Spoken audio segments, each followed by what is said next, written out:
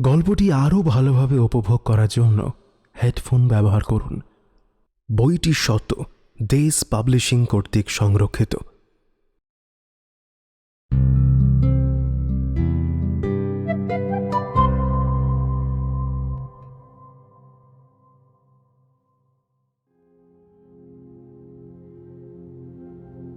নমস্কার, আজ আমরা একত্রিত হয়েছি শুধু গল্পের জন্য।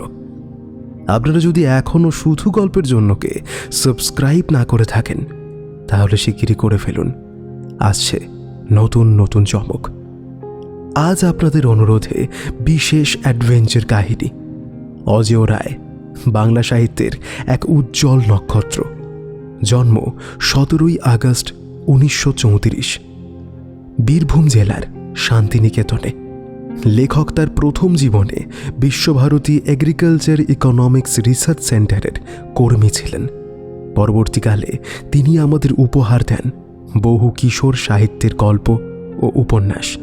তাঁর লেখা আনন্দমেলা, শুকতারা, কিশোর ভারতী ইত্যাদি পত্রিকায় নিয়মিত প্রকাশিত হতো। তার কিছু বিখ্যাত লেখা উপন্যাস হল আমাজনের গহনে, মঙ্গু, ফেরোমন। 3রা ডিসেম্বর 2008 সালে লেখক আমাদের ছেড়ে পরলোক গমন করেন। আজ তাঁরই লেখা একটি গল্প রইল আপনাদের জন্য। দেশ পাবলিশিংকে অসংখ্য ধন্যবাদ আমাদের এই উদ্যোগে পাশে থাকার জন্য। শুরু হচ্ছে আজকের গল্প, আমাজনের গহনে।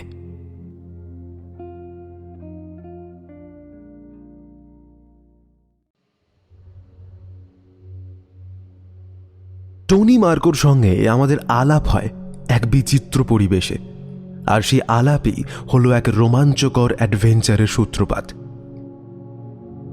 দক্ষিণ আমেরিকার পেরু রাজ্য বিশাল আন্দিজ পর্বতমালার এক অংশ পড়েছে এই পেরুর মধ্যে। আন্দিজের এক সুউচ্চ মালভূমিতে লুকোনো প্রাচীন ইনকা জাতির এক নগরের ধ্বংসাবশেষ দেখতে গিয়েছিলাম আমরা 3 জন, অর্থাৎ আমি, সুনন্দ এবং মামা বাবু। সঙ্গে ছিল আরও প্রায় 20 নানা দেশীয় টুরিস্ট। দুর্গম পথ, কিন্তু আশ্চর্য সুন্দর প্রাকৃতিক পরিবেশ। সরু ফিতের মতো রাস্তা বেয়ে আমাদের ছোট্ট ট্রেন ঘুরে ঘুরে পাহাড়ে চড়ছে। মাঝখানে উরুবাম্বা নদীর গিরিখাত, তার উপরে লোহার ব্রিজ। ট্রেন থেকে নেমে পায়ে হেঁটে ব্রিজ পেরিয়ে ওপারে টুরিস্ট বাসে উঠতে হয়েছে। 1000 ফুট তলায় উদ্দাম পাহাড়ি নদীর আস্ফালন দেখলে মাথা ঘুরে যায়। এ সমস্তই রীতিমতো রোমহর্ষকর অভিজ্ঞতা, কিন্তু এরপর পাহাড়ে চড়ে যা দেখলাম তাতে অভিভূত হয়ে গেলাম। দূরে, যত দূরে চোখ যায়, শুধু ঢেউয়ের মতো পর্বতমালা, আর সামনে পাহাড় ঘেরা মালভূমির ওপরে এক আশ্চর্য নগরীর কঙ্কাল দেহ। উঁচু চওড়া প্রাচীর, বিস্তৃত সোপান শ্রেণী আর সারি সারি ছাদহীন কক্ষ, সব পাথরের তৈরি। এই নির্জন মৃত প্রস্তরপুরী হচ্ছে ইনকাদের হারানো শহর ভেলকাপাম্পা, যার আধুনিক নাম মাচু পিচু। আশ্চর্য জাতি এই ইনকারা। পাহাড়ের ওপরে কি অদ্ভুত সব নগর করে তুলেছিল। আমরা কুচকো শহরেও এমনই প্রকাণ্ড চৌকো পাথরের তৈরি প্রাচীন মন্দির বা প্রাসাদ দেখেছি, কিন্তু এমন খাড়া পাহাড়ের ওপরে তাদের এই কীর্তি না দেখলে বিশ্বাসই হতো না। Excuse me. মৃদু স্ত্রী কণ্ঠ শুনে ফিরে দেখি এক প্রৌঢ়া মেম সাহেব, মাথায় প্যানামা হ্যাট, চোখে সানগ্লাস, হাতে একটি ক্যামেরা, পরনে সোয়েটার ও স্ন্যাক্স। ভদ্রমহিলা হেসে বললেন, আপনারা কি এই সাইটটা নিয়ে আলোচনা করছেন? আগে হ্যাঁ, আমি জানাই। যদি দয়া করে ইংরেজিতে বলেন আমিও শুনি। আমার পুরনো সভ্যতা সম্বন্ধে খুব আগ্রহ। আমার নাম মিসেস এমিলি জোন্স, বাড়ি ক্যালিফোর্নিয়া। আপনারা বোধহয় ভারতীয়? ঠিক বলেছেন। আমার সঙ্গে অনেক ভারতীয়ের চেনা আছে, একবার ইন্ডিয়া গিয়েছিলাম যে। আমরা ইংরেজিতেই আলোচনা করব, তাহলে আপনিও বুঝতে পারবেন। একটু গর্বের সঙ্গে সুনন্দর দিকে তাকালাম, যেন বোঝাবার দায়িত্বটা আমারই। আচ্ছা, এখানে থাকতো তারা? ইনকা রাজা, রাজপরিবারের লোক ও পুরোহিত এবং কিছু সৈন্য। হ্যাঁ, তবে যে হোটেল ম্যানেজার আমায় বলল কুস্কো ছিল ইনকাদের রাজধানী। মিসেস জোন্স সানগ্লাস খুলে আমায় কটমট করে দেখলেন। ভাবখানা যেন আমি বোঝাচ্ছি। থতমত খেয়ে গেলাম। সুনন্দ মুখ লুকিয়ে হাসে। মামাবাবু উদ্ধার করলেন। হ্যাঁ, ম্যানেজার ঠিকই বলেছে। স্প্যানিয়ার্ডরা 1600 শতাব্দীতে পেরুর ইনকা সাম্রাজ্য এবং রাজধানী কুস্কো অধিকার করে নেবার কিছুদিন পরে ইনকার রাজা মঙ্কো সদলবলে পালিয়ে গিয়ে পাহাড়ের ওপর এই নগরে আশ্রয় নেয়। তারপর বলা যায় এটাই ছিল তাদের রাজধানী। তারপরে বুঝি স্প্যানিয়ার্ডরা মাচু পিছু দখল করে? আগে না, স্প্যানিয়ার্ডরা কোনোদিনই মাচু পিচুর সন্ধান পায়নি। তাহলে ইনকারা এখানে অনেক দিন রাজত্ব করেছিল বুঝি? হ্যাঁ, তা বেশি দিন নয়, মাত্র 40 বছর। ইনকারা মাঝে মাঝে পাহাড় থেকে নেমে এসে স্প্যানিয়ার্ডদের ওপর উৎপাত করত। শেষে একদল স্প্যানিয়ার্ড সৈন্য ইনকাদের দমন করতে পাহাড়ে চড়তে শুরু করলো। তখন তরুণ টুপাক আমারু ইনকাদের রাজা। সে ভয় পেয়ে মাচু পিচু ছেড়ে পাহাড়ের অন্য পাশে পালাতে চেষ্টা করে। স্প্যানিয়ার্ডরা তাদের তাড়া করলো। ইনকারা পাহাড় থেকে নেমে বনের মধ্যে হাজির হলো। সামনে আমাজনের অববাহিকার গভীর অরণ্য। রাজার এগোতে ভরসা পেল না। সন্ধি করার মতলবে সে স্প্যানিয়ার্ডদের হাতে ধরা দিল। কিন্তু স্প্যানিয়ার্ডরা তাদের কুস্কোয় নিয়ে গিয়ে স্রেফ গর্দান নিল। ব্যাস, ইনকা রাজবংশ হলো ধ্বংস। স্প্যানিয়ার্ডরা পাহাড়ের ওপর কি আছে তা নিয়ে আর মাথা ঘামায়নি। ইনকাদের পবিত্র নগরী ভিলকা পাম্পা বহুকালের জন্য হারিয়ে গেল। I see, very interesting. Mrs Jones দেখেন, প্রশ্ন করেন, আর কেবল বলেন ভেরি ইন্টারেস্টিং। আমিও সুনন্দ বিরক্ত হচ্ছিলাম। ভদ্রমহিলা খুটখুট করে চলেছেন আর গুচ্ছের প্রশ্ন করে আমাদের সময় নষ্ট করছেন। আমি একটা মতলব আঁটলাম। বললাম, মহাবাবু চলুন ওই উঁচু পাঁচিলটার ওপরে উঠি, অনেক দূর দেখা যাবে ওখান থেকে। মহাবাবু বুঝলেন, আমাদের দিকে আর চোখে হেসে বললেন, বেশ, চলো। মিসেস জোন্স ঘাবড়ে গেলেন। এতটা বাড়াবাড়ি করার ইচ্ছে তার নেই। বললেন, অনেক ধন্যবাদ, এবার আমি বরং ফিরে গিয়ে রেস্ট নিই। অগত্যা তিনি ফিরে গেলেন। আর পর মুহূর্তেই পুরুষ কণ্ঠে ইংরেজিতে কথা এলো। যাক, মিসেস জোনসের খপ্পর থেকে ছাড়া পেয়েছেন। ফিরে দেখি এক শ্বেতাঙ্গ ভদ্রলোক, লালচে লম্বা চুল এবং প্রচুর দাড়ি গোফের জঙ্গলে, মুখ প্রায় ঢাকা। শুধু একজোড়া হাসি ভরা ধূসর চোখ এবং তীক্ষ্ণ নাসিকা দেখা যাচ্ছে। উচ্চতা মাঝারি, তবে খুব জোয়ান বপু। বয়স মনে হলো আমার চেয়ে একটু বেশি। আর তার কাঁধে ঝুলছে দুটো ক্যামেরা। লোকটি এগিয়ে এসে আমাদের সঙ্গে হ্যান্ডশেক করে বলল, আমার নাম টনি মার্কো, পেশা ফটোগ্রাফি, বাড়ি সুইজারল্যান্ড। মামাবাবু পরিচয় দিলেন। নমস্কার, আমি নবগোপাল ঘোষ। এই হচ্ছে আমার ভাগ্নে সুনন্দ বোস, আর এ সুনন্দের বন্ধু অসিত রায়। আমরা ভারতীয়। আমি লেকচার ট্যুরে এসেছি সাউথ আমেরিকায়। এরা দুজনও সঙ্গে এসেছে। কাজ শেষ, হাতের সময় আছে, তাই দ্রষ্টব্য জায়গাগুলো ঘুরে দেখছি। তা মিসেস জোনসের সঙ্গে আপনার আলাপ আছে নাকি? আছে, অতি সামান্য। আসার পথে উনি আমাকে মাচু পিচু সম্পর্কে এমন সাংঘাতিক জেরা শুরু করলেন যে বাধ্য হয়ে আপনাদের দেখিয়ে দিলাম। বললাম এরা খুব ভালো জানেন এ বিষয়। যাক, এখন মাপ চেয়ে নিচ্ছি। কেমন লাগছে মাচু পিচু? আমি এই জায়গার বড় ভক্ত। যতবার এদিকে এসেছি জায়গাটা দেখে গেছি। আপনি এর আগেও সাউথ আমেরিকায় এসেছেন নাকি? হ্যাঁ, দুবার। ছবি তুলতে এসেছেন? সুনন্দ জানতে চাইল। হ্যাঁ, অ্যামাজনের অরণ্যে ঢুকবো আদিম উপজাতিদের ছবি তুলতে।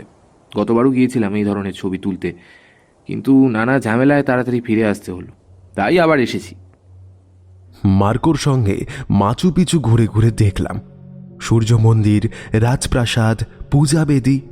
মার্কো ভারী আলাপি এবং রসিক ব্যক্তি। জানলাম কুচকোই আমরা যে হোটেলে উঠেছি, মার্কো সেই হোটেলেই আছে। আমরা একসাথে ফিরলাম। পরদিন সকালবেলা হোটেলের ঘরে বসে কফি খাচ্ছি, এমন সময় মার্কো এসে জুটলেন, সঙ্গে তার তোলা ছবির অ্যালবাম। অপূর্ব রঙিন ফটোগুলো, জঙ্গল, পশু পাখি এবং ইন্ডিয়ান উপজাতির ছবি। ক্রিস্টোফার কলম্বাস আমেরিকা আবিষ্কারের পরে এদেশকে ভুল করে ইন্ডিয়া মানে ভারতবর্ষ ভেবেছিলেন, তাই আজও এখানকার আদিবাসীদের লোকে সংক্ষেপে ইন্ডিয়ান বলে ডাকে। কত রকমের উপজাতি, বিচিত্র তাদের সাজ পোশাক। ছবি দেখলে বোঝা যায় কি গভীর জঙ্গলে ঢুকেছিল মার্কো। মার্কো বলল, সেবার আমার সঙ্গে ছিল ভিক্টর। ভিক্টর আমেরিকান ছাত্র, শখ করে আমার সঙ্গে অ্যাডভেঞ্চারে বেরিয়েছিল। এবার ভিক্টর আসতে পারেনি। তারপর হঠাৎ মার্কো বলল, আচ্ছা, প্রফেসর ঘোষ, আপনার সঙ্গে কি কেনিয়া ডেয়ারিং বিলের পরিচয় আছে? আছে। কেন? মার্কো খুশি হয়ে বললে, ঠিক, কাল থেকে ভাবছি কোথায় যেন দেখেছি আপনাকে। বিলের কাছে আপনার ফটো দেখেছি, গল্প শুনেছি। ও, আপনি তো বিখ্যাত প্রাণী বিজ্ঞানী। আপনার সঙ্গে বিলের আলাপ হলো কোথায়? আফ্রিকায়? হ্যাঁ, দুজনে যে অনেক শিকার করেছি। আপনি শিকারও করতেন? করতাম বই কি, রীতিমতো প্রফেশনাল হান্টার ছিলাম। কিন্তু পরে হলাম ক্যামেরা হান্টার। প্রাণী হত্যা আর ভালো লাগলো না, তার চেয়ে ফটো তোলা অনেক ইন্টারেস্টিং। যথেষ্ট সাহসের কাজও বটে, কারণ দূর থেকে গুলি ছোড়া নয়, খুব কাছে যেতে হয় ক্যামেরা বাগিয়ে। অ্যালবামের পাতা উল্টিয়ে যাচ্ছি, হঠাৎ মামাবাবু একটি ছবির ওপরে ঝুঁকে পড়ে মন দিয়ে দেখতে লাগলেন। 3 জন উপজাতীয় লোকের ছবি। একজনের পোশাক বড় মজার, সেই বোধহয় প্রধান, কারণ সে দাঁড়িয়ে আছে মাঝখানে। তার হাতে তীরধনুক আর তার মুখে এক গাল হাসি। কোমরে হাতে বোনা সুতোর খাটো কাপড়, খালি গায়ে নানা রকমের নকশা, কিন্তু সেই সঙ্গে আবার মাথায় একটা শোলার গোল টুপি এবং গলায় একখানা গিঁট দিয়ে বাঁধার নেকটাই। তার 2 সঙ্গীদের গায়ে অবশ্য কোনো আধুনিক সাজসজ্জা নেই। মামাবাবু দেরাজ থেকে একটা ম্যাগনিফাইং গ্লাস বের করে কাঁচের মধ্যে দিয়ে ফটোখানা খুঁটিয়ে খুঁটিয়ে দেখতে লাগলেন। মার্কো হেসে বলল, এখানকার গহন বনের অধিবাসীদের মধ্যে অনেক সময় এমনই অদ্ভুত পোশাক দেখা যায়। যারা এদের কাছে রবার বা পশু চর্ম কিনতে যায়, তাদের কাছ থেকে আদায় করে, কিংবা কোনো পর্যটকের কাছ থেকে পায়। আমি দেখেছি স্রেফ নেংটির ওপর দামি একখানা টেরিলিনের শার্ট চড়িয়েছে কেউ কেউ। মামাবাবু মুখ তুলে বললেন, এ ছবি কোথায় তুলেছেন? আমি তুলিনি, এটা ভিক্টর তুলেছে। কোথায়? হিথ নদীর ধারে। আমি কয়েকদিন পায়ের ব্যথায় কাবু হয়ে তাঁবুতে শুয়েছিলাম। ভিক্টর সেই সময় একা নৌকো নিয়ে অনেক ঘুরে আসে। মাদ্রে দা দিওস নদীর সঙ্গম থেকে ও জায়গাটা কত দূর? প্রায় 100 মাইল। এরা হিথ নদীর পাশেই থাকে। ইচোকাস ইন্ডিয়ান, এই লোকটা ওদের সর্দার। আপনি কি ওই অঞ্চলে যাবেন এবার? তাই তো ইচ্ছে আছে। ছবি দেখা শেষ হলো। মার্কো উঠল, ঘরে যাবে। মা বউ বললেন, মিস্টার মার্কো, অরণ্য যাত্রায় আমরা যদি আপনার সঙ্গী হই, তাতে রাজি আছেন? সে কি? মামাবাবুর এ আবার কি উদ্ভট খেয়াল! কি ভয়ঙ্কর জঙ্গল ছবিতেই দেখেই বুঝছি। সুনন্দর দিকে চাইলাম, সেও স্তম্ভিত। মার্কো আশ্চর্য হয়ে মামাবাবুর দিকে তাকিয়ে রইল। মামাবাবু বললেন, আমার খুব ইচ্ছা একবার অ্যামাজনের অরণ্যে ঢুকবো। ঠিক একা যেতে ভরসা হচ্ছিল না। অবশ্য আপনার যদি অসুবিধা না হয়। আমার আর কি অসুবিধে, একা যাচ্ছিলাম, আপনার মতো সঙ্গী পেলে সুবিধেই হবে। কিন্তু বড় কষ্টের জার্নি, খুব বিপজ্জনকও বটে। আমাজন অববাহিকার অরণ্য যে কি বস্তু আমি তা জানি মিস্টার মার্কো। হ্যাঁ, বিলের কাছে আপনাদের অনেক অভিযানের গল্প শুনেছি। উত্তম, চলুন তবে। ভাবছিলাম একা একা একঘেয়ে লাগবে, ভগবান সঙ্গী জুটিয়ে দিলেন। আপনারা তৈরি হন, 3-4 দিনের মধ্যে আমি যাত্রা করব। মার্কো বিদায় নেবার সঙ্গে সঙ্গে আমি আর সুনন্দ উত্তেজিতভাবে চেঁচিয়ে উঠলাম, মামাবাবু, কি ব্যাপার? ব্যাপার আছে, বলছি। বিছানার ওপরে আরাম করে পা গুটিয়ে বসে মামাবাবু বললেন, ডক্টর সত্যনাথ সর্বজ্ঞর নাম শুনেছ? শুনেছি, বিখ্যাত উদ্ভিদ বিজ্ঞানী, বাঙালি। মাস 8 আগে পেরু না বলিভিয়ার জঙ্গলে অভিযান করতে গিয়ে নিখোঁজ হয়েছেন। কাগজে লিখেছিল খুব সম্ভবত জলে ডুবে মৃত্যু, কিন্তু মৃতদেহ পাওয়া যায়নি। অনেক কিছুই পাওয়া যায়নি, রীতিমতো রহস্যময় অন্তর্ধান। নদীর তীরে তার তাঁবু এবং কয়েকটা আজে বাজে জিনিস পড়ে থাকতে দেখা যায়, কিন্তু তার গবেষণা সংক্রান্ত কাগজপত্র, বাক্স ভরা স্পেসিমেন সংগ্রহ এবং আরও অনেক নিজস্ব জিনিসের কোনো সন্ধান পাওয়া যায়নি। ডক্টর সর্বজ্ঞ তখন একটিমাত্র উপজাতীয় লোক সঙ্গে করে পেরুর লা মন্টানা অঞ্চলে আদিম উপজাতিদের গ্রামে গ্রামে ভেষজ উদ্ভিদের সন্ধান করেছিলেন। লা মন্টানা হচ্ছে আন্দিজ পর্বতের পূর্বে আমাজন অববাহিকার অরণ্য যেখানে শুরু হয়েছে তার নাম। এই অঞ্চলে অজস্র নদী, পাহাড় এবং গভীর বনভূমি। সভ্য জগতের খুব কম লোকই সেখানে গিয়েছে। মন্টানার বেশিরভাগ অংশ আজও অজানা। ঘুরতে ঘুরতে বৈজ্ঞানিক হঠাৎ নিখোঁজ হন। তার সঙ্গে লোকটিরও পাত্তা পাওয়া যায়নি। সমস্ত ব্যাপারটাই যথেষ্ট ধোঁয়াটে। আচ্ছা, ওর খোঁজ করা হয়েছিল ভালো করে? হ্যাঁ, পেরু সরকারের উদ্যোগে এক অনুসন্ধানী দল দুর্ঘটনার জায়গায় গিয়ে কিছু খোঁজাখুঁজি করে। তারপর রিপোর্ট দেয় সম্ভবত নদীতে ডুবে মৃত্যু ঘটেছে। জিনিসপত্র ভেঙে গেছে, দেহ কুমিরে খেয়ে ফেলেছে। সুনন্দ গম্ভীর মুখে বলল, অর্থাৎ তুমি সর্বজ্ঞর সন্ধানে অ্যামাজনের বনে যেতে চাও? হ্যাঁ, কিন্তু সার্চ পার্টি তো কোনো খোঁজ পায়নি, তুমি কি পাবে? এতদিন সেই ভেবেই কিছু করিনি, কিন্তু এই ফটোটা দেখে আমার আশা জেগেছে। কোন ফটো? যে ফটোটা দেখলে একজন জঙ্গলি ইন্ডিয়ান হ্যাট আর টাই পরে রয়েছে, ওইটে। তার মানে? মামাবাবু বলতে লাগলেন, অদ্ভুত লোক এই সত্যনাথ সর্বজ্ঞ। অতি প্রতিভাবান বৈজ্ঞানিক, কিন্তু একেবারে ভবঘুরে টাইপ। কোথাও স্থির হয়ে বেশি দিন বাস করা ওর ধাতে ছিল না। একা একা দেশে দেশে ঘুরে বেড়াতেন নতুন উদ্ভিদের খোঁজে। দুনিয়ায় তার একমাত্র বন্ধন একটি মাত্র মেয়ে, রূপা। রূপা কলকাতা থেকে কলেজে পড়ে। বেচারা খামখেয়ালি বাবার জন্য সর্বদাই উদ্বিগ্ন। সর্বজ্ঞ এর আগেও এক্সপিডিশনে গিয়ে ভীষণ বিপদে পড়েছেন। সাময়িকভাবে নিখোঁজ হয়েছেন কয়েকবার, তবে এবারে 8 মাস হয়ে গেল, তবুও রূপার ধারণা ওর বাবা ঠিক বেঁচে আছেন। হয়তো কোথাও গিয়ে আটকে পড়েছেন, তাই ফিরে আসতে পারছেন না। আচ্ছা, ওই রূপা দেবীর সঙ্গে তোমার দেখা হয়েছিল বুঝি?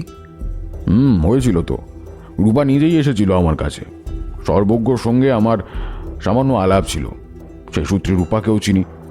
আমি এদেশে যাচ্ছি শুনে রূপা দেখা করতে আসে। আমাকে ভালো করে ওর বাবার খোঁজ করতে বলে। নিখোঁজ হওয়ার কিছুদিন আগে ডক্টর সর্বজ্ঞ তার মেয়েকে একটা চিঠি লেখেন। তাতে আভাস দেন যে তিনি শিগগিরই এক দুরূহ অভিযানে যাবেন কোনো এক গোপন জায়গায়। চিঠির ভাষা আমার মনে আছে। এক অজ্ঞাত জায়গায় আবিষ্কারের সন্ধানে যাচ্ছি। কিছুদিন আমার খবর না পেলে চিন্তা করো না। তাই রূপা আজও আশা ছাড়েনি। কিন্তু ওই ফটোতে আপনি কি ক্লু পেলেন? ক্লুটা হলো ওই হ্যাট এবং টাই। ওগুলো খুব সম্ভবত ডক্টর সর্বজ্ঞ। খেয়ালি মানুষ ডক্টর সর্বজ্ঞর আর এক খেয়াল ছিল সর্বদা ওই রকম হ্যাট আর ওই রকম লালের ওপর নীল ডোরা কাটা টাই ব্যবহার করা। আমি রূপার কাছ থেকে ডক্টর সর্বজ্ঞর একটা ফটো এনেছি। সেটা তিনি মেয়েকে চিঠির সঙ্গে পাঠিয়েছিলেন। তাতেও ঠিক ওই রকম হ্যাট ও টাই পরা। শুধু তাই নয়, আমি বলবো ঠিক ওই হ্যাটটাই তিনি পরে রয়েছেন। কারণ ফটোতে ডক্টর সর্বজ্ঞর টুপির সামনের দিকে একটা খাঁচ কাটা ভাঙা চিহ্ন রয়েছে। আমি মিলিয়ে দেখলাম সর্দারের টুপিতেও হুবাহু ওই একই রকম খাঁজ রয়েছে। ওই টুপি আর টাই ইন্ডিয়ান সর্দার পেল কি করে, তাই আমি জানতে চাই। ওটা তো খুবই সোজা। ডক্টর সর্বজ্ঞ সর্দারকে ওগুলো দিয়েছিলেন। কিন্তু দেবে কিভাবে, সেটাই তো রহস্য। ডক্টর সর্বজ্ঞ যেখানে নিখোঁজ হন সেখান থেকে ওই সর্দারের বাস অন্তত 60-70 মাইল দূরে। হতে পারে যে ডক্টর সর্বজ্ঞ নিরুদ্দেশ হওয়ার আগে ওই জায়গায় গিয়েছিলেন। তখনই হয়তো ওই সর্দার ওই হ্যাট আর টাইটা আদায় করে। কিন্তু সেখানেও একটা প্রশ্ন থেকে যাচ্ছে, কারণ ডক্টর সর্বজ্ঞ মেয়েকে তার শেষ চিঠিতে লেখেন, অনেক দিন কোনো ফটো পাঠাইনি বলে রাগ করেছিস। কি করব, ছিল না যে, এবারে তাই পাঠালাম। দেখ তোর বাবা কেমন দারুণ পোজ দিয়েছে। অর্থাৎ মনে হয় ফটোটা তোলা হয়েছিল চিঠিটা লেখার অল্প দিন আগে। চিঠিতে পেরুতে এক ছোট্ট শহর পুয়ার্টো ম্যালডোনাডোর পোস্টমার্ক। ওই শহরে ডক্টর সর্বজ্ঞ তার শেষ যাত্রার আগে কয়েকদিন কাটিয়েছিলেন। যাই হোক, ওই হ্যাট পরা সর্দারের দেখা পেলে সব ধাঁধা পরিষ্কার হবে। জানা যাবে কবে এবং কিভাবে ও হ্যাটটাই পেয়েছে। আর তারপর হয়তো জানবো ডক্টর সর্বজ্ঞর ভাগ্যে কি ঘটেছে। শেষ চেষ্টা করলাম। আচ্ছা মা বাবু, এই ফটোর ক্লু যদি অনুসন্ধান কমিটিকে জানিয়ে দেন? মাথা নাড়লেন মা বাবু। কোনো লাভ নেই। একজন বিদেশির জন্য ওরা খুব গা দিয়ে খুঁজেছে বলে মনে হয় না। তাদের এই বিষয়ে প্রশ্ন করে দেখেছি, বিরক্ত হয়। তাদের ধারণা বৈজ্ঞানিক সর্বজ্ঞ অ্যামাজনের বনে একা একা যখন ঘুরতে গেছেন তখন এমন দুর্ঘটনা তো হতেই পারে। ওই সরকারি কর্মচারীদের মতে ডক্টর সর্বজ্ঞ একজন ছিটগ্রস্ত ব্যক্তি, নিখোঁজ হয়ে তাদের অযথা হয়রানি করেছেন। আমার বিশ্বাস ক্লুটা পেলে ওরা তো কিছু চেষ্টা করবেই না, উল্টে আমরা ওখানে যেতে চাইলে ভাবে ওদের ওপর টেক্কা দিচ্ছি, ফলে তারা বাধাও দিতে পারে। তার চেয়ে আমার মনে হয় না জানানোই ভালো। লোকে জানুক বেড়াতে যাচ্ছি, ছবি তুলতে যাচ্ছি, ব্যাস। হ্যাঁ, মার্কোকেও আমাদের মতলব এখন না বলা উচিত। কি জানি যদি বেঁকে বসে।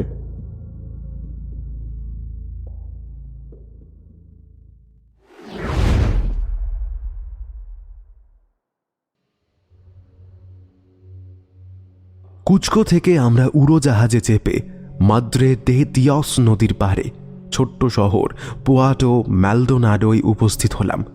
এখান থেকে লঞ্চে রওনা হব হিথ নদীর দিয়ে। মা বাবু ও মার্কো ডক্টর কেন্ট নামে এক ব্যক্তির খোঁজ শুরু করলেন। প্রকৃতপক্ষে এই কেন্টের সন্ধানই আমাদের ম্যালডোনাডোয় আসা। মা বাবু বললেন, সার্চ পার্টির রিপোর্টে আছে ডক্টর সর্বজ্ঞ তার নিরুদ্দেশ যাত্রার আগে এই লোকটির বাড়িতে কয়েকদিন থাকেন। আমি জানতে চাই সর্বজ্ঞ ডাক্তারকে কোনো গোপন জায়গার যাত্রা সম্বন্ধে কিছু আভাস দিয়েছিলেন কিনা। মনে হয় দেননি, কারণ অনুসন্ধানী দল ডাক্তারের কাছে খোঁজ খবর করেছিল, কিচ্ছু জানতে পারেনি। দেখা যাক, তাও চেষ্টা করে। মার্কোর ইচ্ছে ডাক্তারের কাছে একজন ভালো মাঝির খোঁজ করবেন। সে হবে গাইড। অচেনা গাইড নামা বিপজ্জনক। এখানকার স্থানীয় রেড ইন্ডিয়ানরা খুব ভালো মাঝি, কিন্তু খামখেয়ালি। হঠাৎ তাদের মেজাজ বিগড়ে গেলে যাত্রীদের ফেলে পালাবে। সভ্য জগৎ থেকে বহু দূরে অজানা গভীর বনের মধ্যে তখন এক অসহায় অবস্থায় পড়তে হয়। গতবার মার্কো একবার এমনই বিপদে পড়েছিল। তাই ডাক্তারকে চাই। মার্কো শুনেছে বিচিত্র লোক এই ডাক্তার। ডাক্তারি বিদ্যায় রীতিমতো সুনাম আছে, কিন্তু প্র্যাকটিসে মন নেই, অন্তত পয়সা রোজগারে উৎসাহ নেই। এই অখ্যাত জায়গায় পড়ে আছেন, প্রায়ই বনের ভেতরে ঘুরে বেড়ান এবং রেড ইন্ডিয়ানদের গ্রামে গ্রামে গিয়ে তাদের চিকিৎসা করেন। এই অঞ্চলের দরিদ্র অধিবাসীরা নাকি ডাক্তারকে ভীষণ শ্রদ্ধা করে। কেন্টের নেশা নাকি অর্কিড ফুল। তিনি একজন জগৎ বিখ্যাত অর্কিড বিশেষজ্ঞ।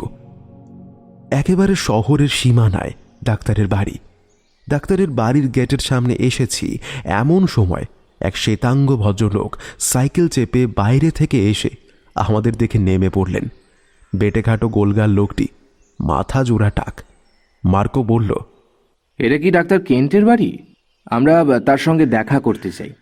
লোকটি কৌতূহলী চোখে চেয়ে বলল, আমি জর্জ কেন্ট, আপনারা? মার্কো আমাদের পরিচয় দিল। ডাক্তার বললেন, চলুন ভেতরে। প্রকাণ্ড কম্পাউন্ডওয়ালা কাঠের তৈরি বাংলো ধরনের বাড়ি। চারপাশে বাগান, তাতে নানান ফল ফুলের গাছ। সামনে বারান্দার ছাদে বোগানভেলিয়ার লতা টকটকে লাল ফুলে ছেয়ে আছে। বারান্দায় উঠে বেতের চেয়ারে বসলাম। মার্কো তার আগমনের উদ্দেশ্য বলল। ক্যান্ট বলল, আচ্ছা, সে হবে। আপাতত কফি হোক। Mary, Mary! ডাক্তারের স্ত্রী বেরিয়ে এলেন, ভারী স্নিগ্ধ চেহারা মহিলার। আলাপের পরে হেসে বললেন, আপনাদের ডাক্তার যে এমন খ্যাতিমান ব্যক্তি হয়ে উঠেছেন জানতাম না। দেশ বিদেশ থেকে সম্মানিত সব ভদ্রলোকেরা তার কাছে আসছেন। যাক, ভালো ভালো। আমি তো ভাবি ও বুনো হয়ে গেছে। একটু পরে কফি এলো, স্যান্ডউইচ আর কাজু বাদাম ভাজা সমেত। ডাক্তারের স্ত্রী জিজ্ঞাসা করলেন, তা এখানে কোথায় উঠেছেন? ইচ্ছে আছে কোনো হোটেলে থাকবো? আরে ছি ছি, এখানকার হোটেল অতি জঘন্য। আমাদের বাড়িতে থাকুন, আমরা খুব খুশি হব। ডাক্তারের ভদ্রতা জ্ঞান নেই, এখনো পর্যন্ত এ বিষয়ে কোনো খোঁজই নেয়নি।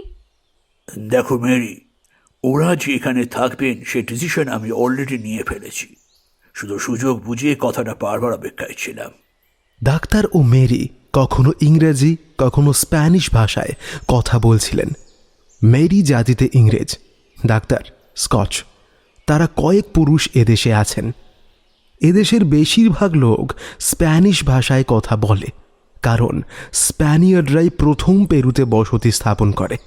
এখানে আসার আগে মামা বাবুর নির্দেশে আমরা কিছু স্প্যানিশ ভাষায় তালিম নিয়েছিলাম।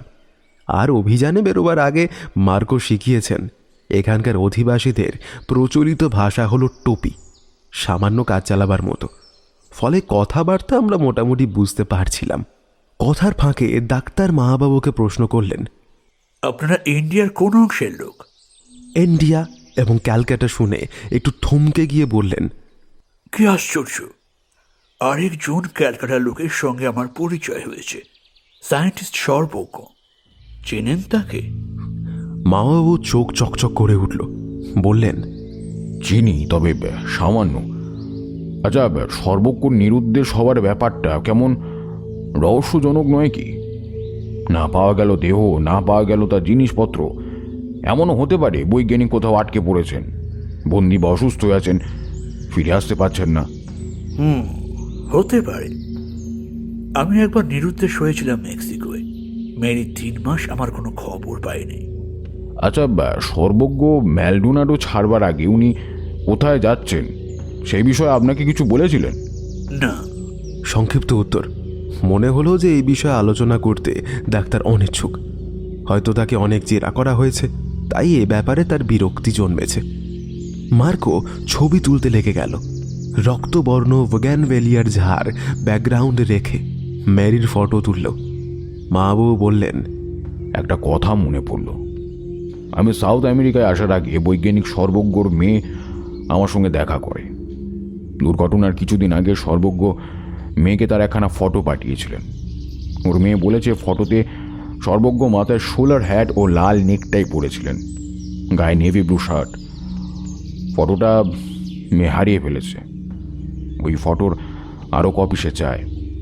আমায় জোগাড় করে নিয়ে যেতে বলেছে। একমাত্র মেয়ে, বড্ড ভেঙে পড়েছে বেচারি। আচ্ছা, এখানে সর্বজ্ঞ কি কোনো ফটো তুলেছিলেন? তুললে কে তুলেছেন সেটা জানেন কি? আমি স্বয়ং ওই ফটো তুলি। দেবো আপনাকে এক কপি, ফেরার সময় নিয়ে যাবেন। বৈজ্ঞানিক তার মেয়েকে খুব ভালোবাসতেন জানি। কি চমৎকার লোক ছিলেন! অত বড় পণ্ডিত, অথচ কোনো অহংকার নেই। ইস, কি যে কাণ্ড হয়ে গেল! আমি সুনন্দর দিকে অর্থপূর্ণভাবে চাইলাম। অর্থাৎ মামাবাবুর অনুমান ঠিক। যেখানে দুর্ঘটনা ঘটেছে বলে মনে হচ্ছে বৈজ্ঞানিক সর্বজ্ঞ তার চেয়ে অনেক দূরে গিয়েছিলেন। নইলে তার টুপি আর টাই ওই সর্দার পেল কি করে? মামাবাবু নির্বিকার। মিসেস কেন্ট, ফেরার সময় দয়া করে ছবিটার কথা আমায় মনে করিয়ে দেবেন, নইলে লজ্জায় পূর্বরূপার কাছে। কথায় কথায় মামাবাবু ডাক্তারকে বললেন, শুনেছি আপনি রেড ইন্ডিয়ান উপজাতিদের গ্রামে গ্রামে গিয়ে তাদের চিকিৎসা করেন। হ্যাঁ, করি। কারণ সরল আদিবাসীদের আমি ভালোবাসি, আর আমি মনে করি এটা আমার কর্তব্য। আমার শ্বেতাঙ্গ পূর্বপুরুষরা এখানকার আদিবাসীদের ওপর অনেক অত্যাচার করেছে, তাদের কৃতদাস করে পশুর মতো ব্যবহার করেছে। আমি সেই কলঙ্ক মুছে ফেলার চেষ্টা করছি। অনেকে আমায় পাগল বলে, বলুক কি? আমি নিজেকে কি ভাবি জানেন? ইনকা। আমার দেহে ইনকা রক্ত আছে। আমার ঠাকুরমা ছিলেন ইনকা রমণী। অমন সুসভ্য জাতির লোক হওয়া আমি গৌরবের বিষয় মনে করি। স্প্যানিয়ার্ডরা অস্ত্রের জোরে এক বিরাট সভ্যতাকে ধ্বংস করে ফেলেছিল। ইনকাদের বহু জ্ঞান ভাণ্ডার হারিয়ে গেল। শ্বেতাঙ্গরা যদি সেসব বিদ্যা শিখে নিত, তবে মানুষের অনেক অনেক উপকারে লাগতো। ডাক্তার বেশ উত্তেজিত হয়ে উঠেছিলেন। হঠাৎ অতিথিদের সামনে বক্তৃতা দেওয়ার লজ্জায় চুপ করে গেলেন। আমাদের কিন্তু এই আদর্শবাদী মানুষটির উপরে ভারী শ্রদ্ধা হলো। সেদিন বিকালে এক অদ্ভুত অভিজ্ঞতা হলো। মার্কো আর মামাবাবু শহরে গেছে। সুনন্দ একটা বইয়ে ডুব দিয়েছে। ডাক্তারকে দেখছি না। মিসেস কেন্ট রান্নাঘরে ব্যস্ত। আমি বেরিয়ে পড়লাম বাগানটা একটু ঘুরে দেখতে। অনেকটা জায়গা জুড়ে ডাক্তার কেন্টের বাগান। ফল ফুলের গাছগুলি কিছু চেনা, কিছু অচেনা। কয়েকজন দেশি মালি কাজ করছিল বাগানে। একধারে পরপর কয়েকটা তারের জালে তৈরি ঘর। জালে লতা উঠে ছেয়ে গেছে। কোনো ঘরে বাঁশের কঞ্চির বেড়ায় তৈরি দেওয়াল বা ছাদ। কাছে গিয়ে বুঝলাম গ্রিন হাউস, যার মধ্যে আলো বাতাস উত্তাপকে নিয়ন্ত্রণ করে নানা রকমের ফুল গাছ রাখা হয়। প্রথম ঘরের দরজায় একটু ফাঁক, ভেতরে উঁকি দিলাম। সবই অর্কিড গাছ। ছাদ থেকে তারে বাঁধা কাঠ বা শুকনো গাছের ডাল আঁকড়ে ঝুলছে নানা জাতের অর্কিড। কয়েকটা গাছ শুদ্ধ টব ঝোলানো রয়েছে ছাদ থেকে। শুনেছি এই ধরনের বায়বীয় অর্কিড বৃষ্টির জল, রোদ এবং হাওয়া থেকে খাদ্য গ্রহণ করে। মাটিতে টবে কিছু গাছ রয়েছে, ফুল ফুটেছে কোনোটায়। ভালো করে দেখবার জন্য ভেতরে ঢুকলাম। পিছনে পায়ের শব্দ। দেখি দরজার মুখে দাঁড়িয়ে আছে ডাক্তার কেন্ট। থমথমে মুখ, রুক্ষ গলায় প্রশ্ন করলেন, কি করছেন এখানে? এই দেখছিলাম কত রকমের অর্কিড। রীতিমতো আদেশের সুরে ডাক্তার বললেন, এখন যান, পরে আমি দেখিয়ে দেব। অপ্রস্তুত হয়ে বাংলোয় ফিরলাম। এই ঘটনা কাউকে বললাম না। পরের দিন সকালে দেখলাম ডাক্তার আবার দিব্যি হাসি খুশি মেজাজ। আমাদের আমন্ত্রণ জানালেন। চলুন, অর্কিড দেখবেন। গ্রিন হাউসের দিকে যেতে যেতে বললেন, অর্কিড আমার নেশা। মেরি রাগ করে, বলে বৃথা সময় আর অর্থ ব্যয় হচ্ছে। আবার নতুন কোনো ফুল ফুটলে যখন ডেকে দেখাই, তখন রাগ ভুলে যায়। আসলে অর্কিড গাছে বড় যত্ন লাগে। ফুল ফুটতে অনেক সময় নেয়, 7-8 বছরও লেগে যায়। তবে হ্যাঁ, একবার ফুল ফুটলে সে ফুল থাকে অনেক দিন। 2-3 সপ্তাহ থেকে 3-4 মাসও কোনো কোনো ফুল গাছে তাজা থাকে। তখন মনে হয় পরিশ্রম সার্থক। আচ্ছা, এই অর্কিড ফুলের বিশেষত্ব কি? বিশেষত্ব বলতে প্রধানত ফুলের গড়ন। ফুলের একটি পাপড়ির গড়ন অন্য ফুলের চেয়ে আলাদা হয়, একটু বড় হয় সাধারণত। আমি সাধারণত দক্ষিণ আমেরিকার ট্রপিক্যাল অঞ্চলে যত রকম অর্কিড পাওয়া যায় তাই জোগাড় করি। অবশ্য অন্য দেশের অর্কিডও আছে। একটা গ্রিন হাউসের ভেতরে ঢুকে ডাক্তার ঘোষণা করলেন, এর মধ্যে আছে প্রধানত ক্যাটলিয়া প্রজাতীয় অর্কিড। এদের আদিবাস মধ্য আমেরিকা এবং দক্ষিণ আমেরিকার উত্তর অংশে। ছোট ছোট লাল ফুলগুলো মেলটোনিয়া। ওই যে সাদা ফুল, মধ্যিখানে গোলাপি হলুদ। ডাক্তার গাছগুলোর কখনো ল্যাটিন নাম, কখনো বা চলতি নাম বলতে লাগলেন। ওই মেশানো একটি পাপড়ি, ওটি ব্রাজিলের ক্যাটলিয়া ট্রিয়ানাল। ওই সব নাম গোত্র আমার কিচ্ছু মাথায় ঢুকছিল না। ক্রমে গ্রিন হাউস দেখা শেষ হলো। আমার মনটা খচখচ করছে। কাল একটা অর্কিড দেখেছিলাম, আজ সেটা নেই। কোথায় গেল দেখছি না তো। খোলা বাগানেও কিছু অর্কিড গাছ রয়েছে, গাছের ডালে ঝুলছে, মাটিতে জন্মেছে। একটা লতা দেখিয়ে ডাক্তার বললেন, এটাও এক রকমের অর্কিড। বললেন, এই হচ্ছে ভ্যানিলা লতা। ঝাঁকড়া লতা একটি বড় গাছে পাকিয়ে পাকিয়ে উঠেছে। তাতে শিমের মতো ফল, চ্যাটালো সবুজ পাতা আর হালকা সবুজ ফুল, যা ভ্যানিলা আইসক্রিম বা চকলেটে দেয়। হ্যাঁ, ওই ফলের বিচি থেকে ভ্যানিলার গন্ধ তৈরি হয়। ভ্যানিলা কিন্তু আধুনিক মানুষের আবিষ্কার নয়। 500 বছর আগে মেক্সিকার আজটেকরা চকোলেটে ভ্যানিলা মিশিয়ে খেত। একটার দিকে আঙুল দেখিয়ে ডাক্তার বললেন, এই অর্কিড আমার সৃষ্টি। 4 রকম অর্কিডের মিশ্রণে এটা তৈরি। এরকম আরও কটা নতুন ফুল আমি তৈরি করতে পেরেছি। তাছাড়া 5 রকম নতুন অর্কিড আমি আবিষ্কার করেছি 20 বছর দুর্গম পাহাড়ে জঙ্গলে ঘুরে বেরিয়ে। 20 বছরে মাত্র 5? আমি তো সৌভাগ্যবান। অনেকে সারা জীবনে একটাও নতুন অর্কিড আবিষ্কার করতে পারে না। ঘন্টা 2 পরে ফিরলাম। সুযোগ পাওয়া মাত্র মামাবাবুকে জানালাম, কাল একটা ফুল দেখেছিলাম, সেটা আজ আর কোথাও দেখলাম না। একটু আশ্চর্য লাগছে। কাল মানে? মামাবাবুকে গতকালের ঘটনাটা খুলে বললাম। ডাক্তার কেন্টের অদ্ভুত ব্যবহারের কথাটাও বাদ দিলাম না। বললাম, চমৎকার ফুলটা ঢুকেই আমার চোখে পড়েছিল। গাঢ় নীল রঙা পাপড়িগুলো, মাঝের একটা পাপড়ি শিঙার মতো মাথা উঁচু করে রয়েছে, তার গায়ে গোলাপি আভা। কিন্তু আজ সেটা সরিয়ে ফেলা হয়েছে, কোনো গ্রিন হাউসে নেই। মামাবাবু ভুরু কুঁচকে বললেন, রং ঠিক মনে আছে? আছে, গন্ধও মনে আছে, চমৎকার মিষ্টি সুবাস। কোণের ওই গ্রিন হাউসটা তালা মারা ছিল, ওটাতে আমরা ঢুকিনি, সেটাই রাখা হয়েছে হয়তো। আজ সন্ধ্যাবেলা সেটা জানার চেষ্টা করব। অসিত, কাউকে বলো না কিছু এ বিষয়ে। ব্যাপারটা মামাবাবু এত সিরিয়াসলি নেবেন ভাবিনি। সন্ধ্যের অন্ধকার নামতেই মামাবাবু হুকুম দিলেন, চলো। ডাক্তার রোগী দেখতে বেরিয়েছেন। মার্কো ক্যামেরা নিয়ে খুটখাট করছে। এই সুযোগ। হালকা জ্যোৎস্না ফুটেছে। দূরে মালিদের কুটিরের সামনে আগুন জ্বেলে রান্না হচ্ছে। আমরা ধীরে ধীরে সেই বন্ধ গ্রিনহাউসের সামনে দাঁড়ালাম। মামাবাবু জালের ভেতর দিয়ে টর্চের আলো ফেললেন ভেতরে। ওই তো গাছ, ওই সেই নীলফুল। মামাবাবু প্রায় আধ মিনিট ফুলটা লক্ষ্য করলেন, তারপরে চিন্তিতভাবে বাড়ির দিকে ফিরে চললেন। আমরা দুজনও তার পাশাপাশি চলেছি।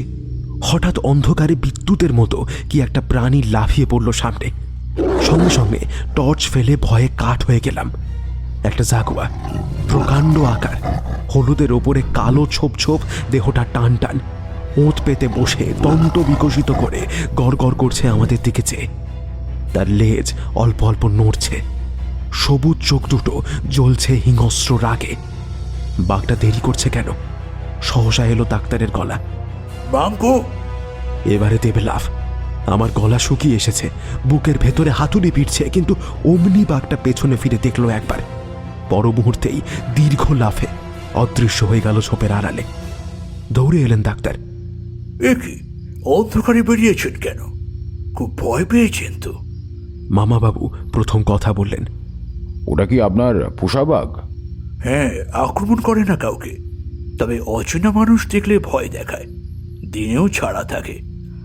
আপনারা আছেন বলে শুধু রাতে ছাড়ছি। আমার বলে রাখা উচিত ছিল। I am extremely sorry. বুক ধরফরানি কমাতে বেশ কিছুটা সময় নিল। আজকের ঘটনাটার পরে ডক্টর কেন্টকে আরও রহস্যময় বলে মনে হচ্ছে।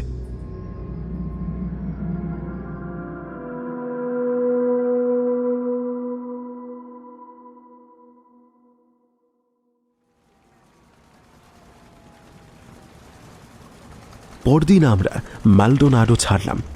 লঞ্চে মামাবাবু আমাদের দুজনকে আড়ালে বললেন, ওই নীল অর্কিড বড় ভাবিয়ে তুলল যে। কেন? বৈজ্ঞানিক সর্বজ্ঞ তার মেয়েকে লিখেছিলেন একটা নতুন অর্কিড পেয়েছি, অপূর্ব নীল রঙের ফুল। তারপর যা বর্ণনা দিয়েছেন তা হুবহু এই ফুলের সঙ্গে মিলে যাচ্ছে।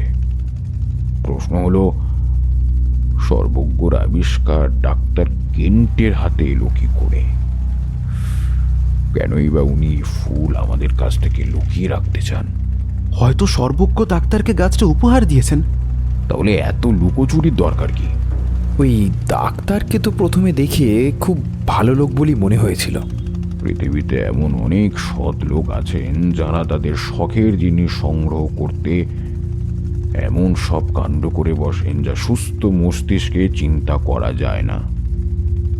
রূপা বলেছে অর্কিড ফুলের নীল রং দুর্লভ, আর সর্বজ্ঞ লিখেছেন যে এমন চমৎকার নীল অর্কিড আগে নাকি কখনো পাওয়া যায়নি। ডাক্তারকে ওই ফুল সম্বন্ধে প্রশ্ন করলেন না কেন? তাতে লাভ হতো না, কারণ প্রমাণ কি? যদি বৈজ্ঞানিক সর্বজ্ঞর হদিশ পাই তখন এ রহস্যের কিনারা হতে পারে, আর তা না হলে বাধ্য হয়ে ডাক্তারের মুখ থেকে জোর করেই ওই অর্কিড এবং সর্বজ্ঞ সম্বন্ধে কথা আদায় করার চেষ্টা করতে হবে। বেশ চওড়া নদী মাদ্রে দা দিয়স, দুপাশে ঘন উদ্ভিদরাজি।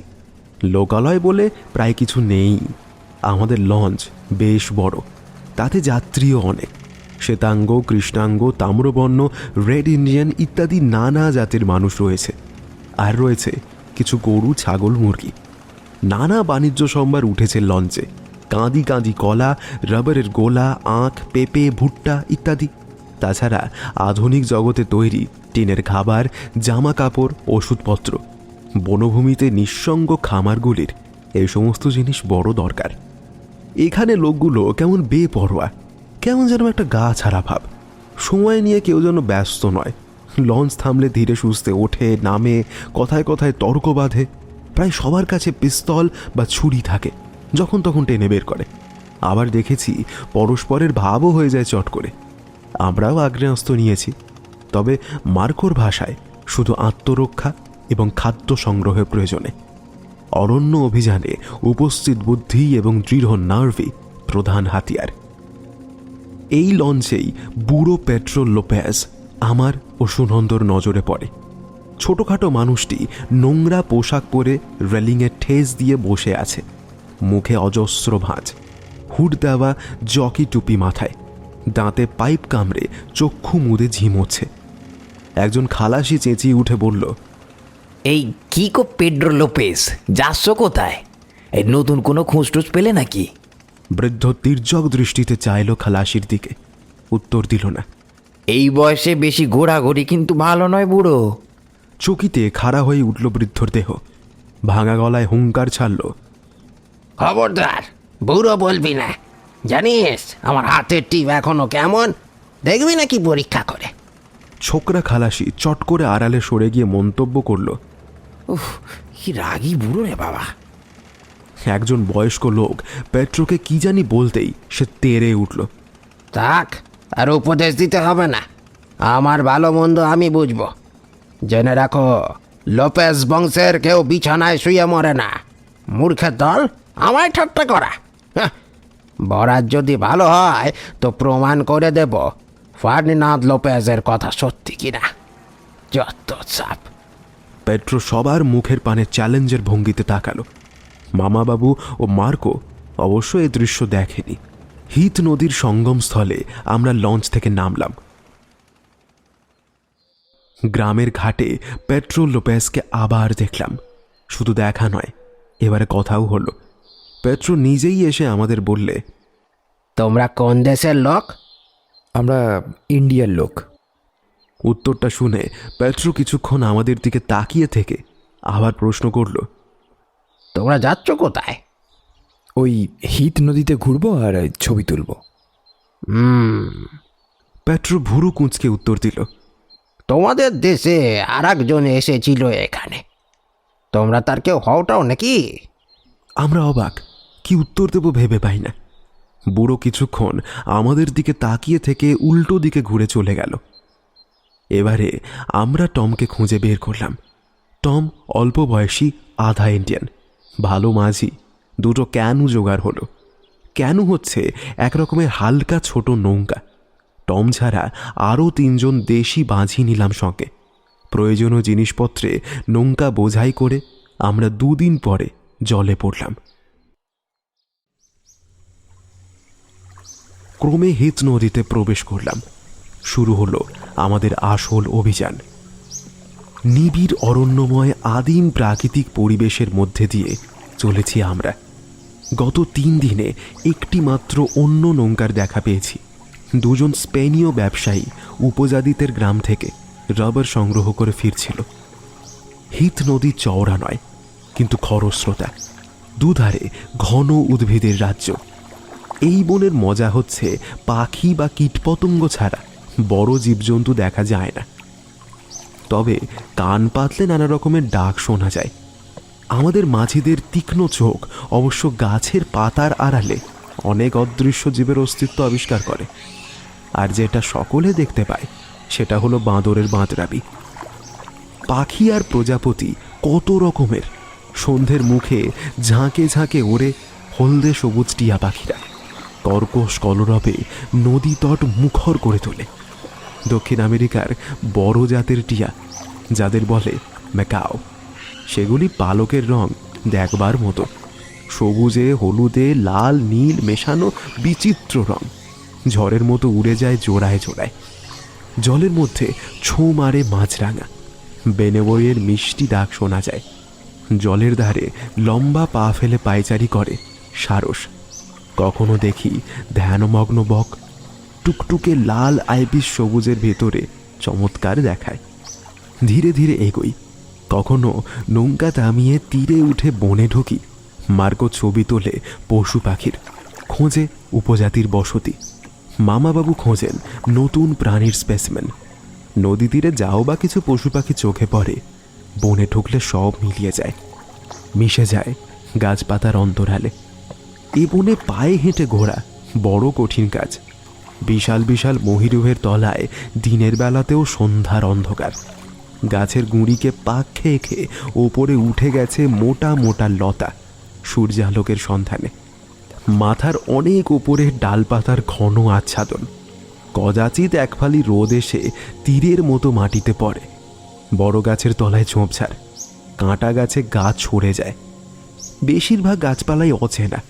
মার্কো চিনিয়ে দেয় কটন উড, ব্রাজিল নাট, নানা জাতীয় পাম। কোথাও দেখি জংলা পেঁপে এবং কলা বন। একদিন মার্কো বলল, কাছেই নিশ্চয়ই রবার গাছ আছে। ওই শোনো, সেরিঙ্গারো পাখির ডাক। ওই পাখি রবার গাছের গায়ে পোকা খায়। প্যাচপেচে কাদা জমিতে পুরু পাতার আস্তরণ। আমাদের বুট বসে যায়। মার্কো সাবধান করে দিল, দেখে শুনে পা ফেলো, গর্তের মধ্যে পাতা জমে দিব্যি মরণ ফাঁদ হয়ে গেছে, হুশ করে ডুবে যাবে। সবুজ সবুজ আর সবুজ রঙিন ফুল বনের ভিতরে খুব কম। শুধু কখনো দেখি অর্কিড গাছ উঁচু কোনো গাছের ডালে ঝুলছে, লম্বা ডাঁটির মাথায় গুচ্ছ গুচ্ছ নানা রঙের ফুল। চোখ কান সজাগ রেখে এগোই। একদিন বনের মধ্যে দিয়ে চলেছি, হঠাৎ আমার মাথায় মুখে মাকড়সার জাল জড়িয়ে গেল। কিছুতেই ছাড়াতে পারি না, মনে হচ্ছে যেন একটি মাছ ধরার জাল। স্থির হয়ে দাঁড়াও আসিট। মার্কোর কণ্ঠস্বর, তারপরই লাঠির আওয়াজ পাই, সপাং। চোখ পরিষ্কার করে দেখলাম মাটিতে মস্ত কোঁকড়ানো এক মাকড়সা। মার্কো বলল, আপাজাইকা স্পাইডার, ভীষণ বিষাক্ত এর কামড়। প্রত্যেকের হাতে লাঠি থাকে, বিষাক্ত সাপের ভয়। যারা রাকা, বুশ মাস্টার, র্যাটল স্নেক। একটা জলাভূমিতে ফটো তুলতে গিয়েছিলাম মার্কোর সঙ্গে। জলাতে প্রচুর অ্যালিগেটর কুমির ছিল, বেশ বড় কিন্তু অগভীর জলা। কুয়ানারা গাছ জন্মেছে জলার ভেতরে। কুয়ানারা অনেকটা বাংলাদেশিদের সুন্দরী গাছের মতো। ছবি কিন্তু বেশিক্ষণ তোলা গেল না, কারণ প্রাণ বাঁচাতে দৌড় দিতে হলো। না, কুমিরের তারা নয়, জোঁক। অসংখ্য জোঁক লাফাতে লাফাতে তেড়ে এলো। আঙুলের মতো মোটা আর বিঘত খানেক লম্বা জোঁকগুলো। বাপরে, ওদের খপ্পরে পড়লে আর রক্ষে ছিল না। নদীপথে ছোট ছোট জলপ্রপাত পড়ে প্রায়। দুরন্ত গতিতে জল ছুটছে প্রকাণ্ড প্রকাণ্ড পাথরের চায়ের পাশ দিয়ে, লাফ দিয়ে পড়ছে কয়েক হাত নিচের পাথরের ওপরে। মাঝিরা কি নিপুণ কৌশলে পাথর কাটিয়ে নৌকা নিয়ে যায়। কখনো জলে নেমে হাতে নৌকা টেনে পার করে জলপ্রপাতের বাধা। আমিও সুনন্দ সুযোগ পেলেই নৌকা চালানো অভ্যাস করি। মার্কো অবশ্য এই বিদ্যেতে ওস্তাদ।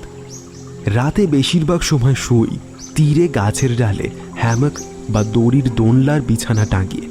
কখনো শুই নৌকায় বা তীরে তাঁবু খাটিয়ে। ভোরবেলা প্রায়ই বাঁদরের উৎপাতে মেজাজ বিগড়ে যায়। চকচকে লাল লঙ্কা মাইসিটি জাতের বাঁদরের গর্জনে কাঁচা ঘুম যায় ভেঙে। উহ, কি বিকট চিৎকার রে বাবা! মনে হয় এক দল উন্মাদ রণহুঙ্কার দিচ্ছে। আসলে কিন্তু মাত্র একটি বা দুটি পুরুষ বাঁদরের গলা। কালো রঙের ম্যারিমোল নামের বাঁদরগুলোও কিন্তু কম শয়তান নয়। হ্যামকের দড়ি ধরে এমন ঝাঁকায় যে ভয় হয় বুঝি ছিটকে পড়বো মাটিতে। ইচ্ছে হতো ব্যাটাদের গুলি করে খতম করে, কিন্তু দয়ার জিনিস। হ্যামকে শুয়ে মাথার উপরে দেখি গাছের ফাঁকে ফাঁকে ঝকঝকে নক্ষত্র খচিত টুকরো টুকরো আকাশপট। শুনি কানে তালা ধরানো ঝিঁঝির ডাক, ব্যাঙের কর্কশ গম্ভীর গলার গান। ঝাঁক ঝাঁক জোনাকির আলোয় এক একটি গাছ কেমন ভুতুড়ে লাগে। অবাক হয়ে ভাবি, এ কোথায় আমি? যে উদ্দেশ্য নিয়ে আমরা অভিযানে বেরিয়েছি তা সফল হবে তো? ডক্টর সর্বজ্ঞকে খুঁজে পাবো কি আমরা? তিনি কি বেঁচে আছেন, না সত্যিই তার সলিল সমাধি হয়েছে? 4 দিনের দিন মার্কো জানালো যে এক উপজাতি গ্রাম আছে সামনে তীরের কাছে বনের মধ্যে। আমরা গিয়ে দেখি একটু ফাঁকা জায়গায় 3-4টে বড় বড় কুটির। 4 জন অচেনা বিদেশির আবির্ভাবে প্রথমে কিছু আদিবাসী স্ত্রীলোক এবং ছোট ছেলে মেয়েদের নজরে পড়ল। অমনি দুর্দার করে সবাই মিলে দিল ছুট। সঙ্গে ছুটল তাদের পোষা কুকুরগুলো। মানুষে পশুতে পায়ে পায়ে জড়িয়ে কেউ পড়ল গড়িয়ে।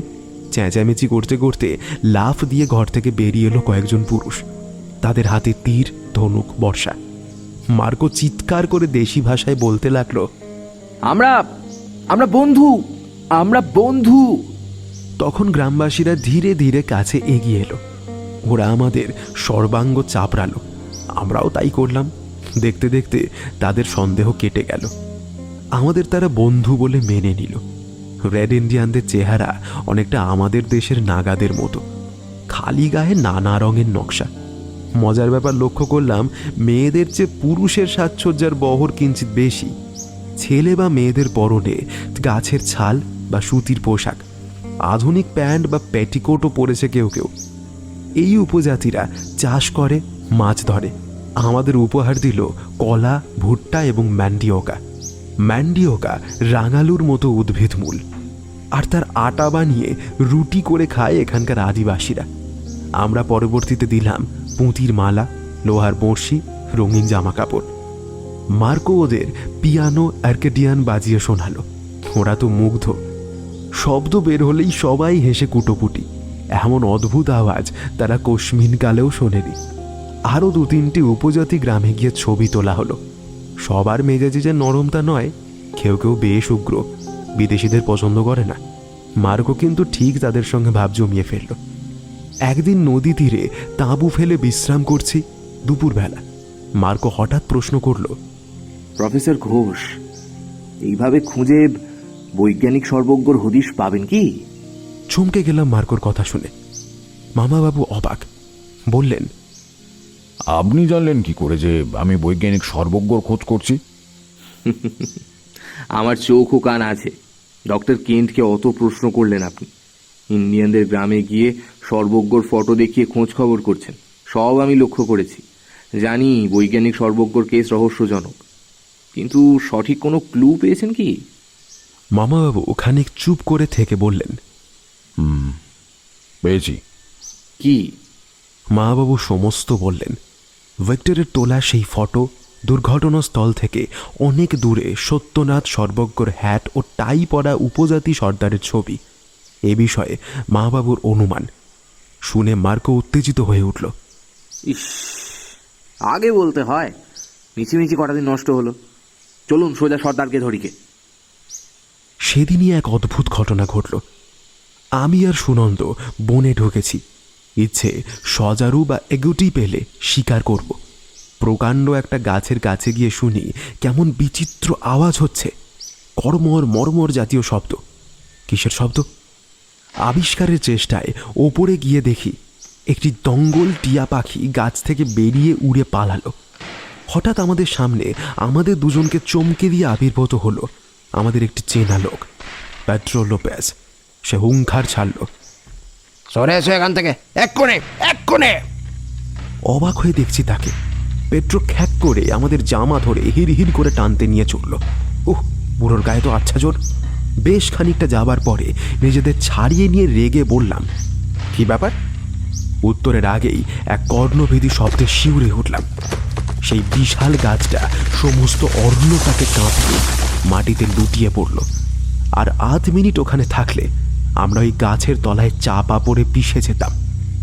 পেট্রো পাইপে টান মেরে বলল, বৃষ্টির জলে শিকড় আলগা হয়ে গিয়েছিল, অনেকক্ষণ ধরে পড়ছিল গাছটা। জঙ্গলের জ্ঞানটা নেই, মূর্খ যত সব। মরতে এক্ষুনি! কি বলে ওকে ধন্যবাদ দেব ভাবছি, এমন সময় পেট্রো পড়ল, ম্যাপটা কোথায় পেলে? ম্যাপ? কিসের ম্যাপ? পেট্রো তেলে বেগুনে জ্বলে উঠে বলল, বটে, বলবে না, চেপে যাচ্ছ। দেখো, একজন ভারতীয় মরেছে, তোরাও মরবি। লোপেজ বংশের হকের ধন গপ মারা তো সোজা নয়, বুঝলি? পেট্রো হন হন করে বনের ভেতরে অদৃশ্য হলো। স্তম্ভিত হয়ে থেকে বললাম, লোকটা পাগল নাকি? হতে পারে, কিন্তু বৈজ্ঞানিক সর্বজ্ঞর বিষয়ে ও কি কিছু জানে? ওর কি কোনো হাত আছে? আচ্ছা, শুনলি ওর কথা? আর এমন খ্যাপাটে লোক অনেক সময় ডেঞ্জারাস হয়। তাঁবুতে ফিরে মামাবাবু এবং মার্কোকে পেট্রোর কথা জানালাম। দুজনেই একটু চিন্তিত হলেন। মার্কো বলল, খেয়াল রেখো, লোকটাকে আবার দেখলে ধরবো। জানতে হবে সর্বজ্ঞ সম্পর্কে ও কি জানে। দুঃখের বিষয় আমরা আর পেট্রোর দেখা পেলাম না, কিন্তু আমার মনে হচ্ছিল পেট্রো ঠিক আমাদের অনুসরণ করছে লুকিয়ে লুকিয়ে।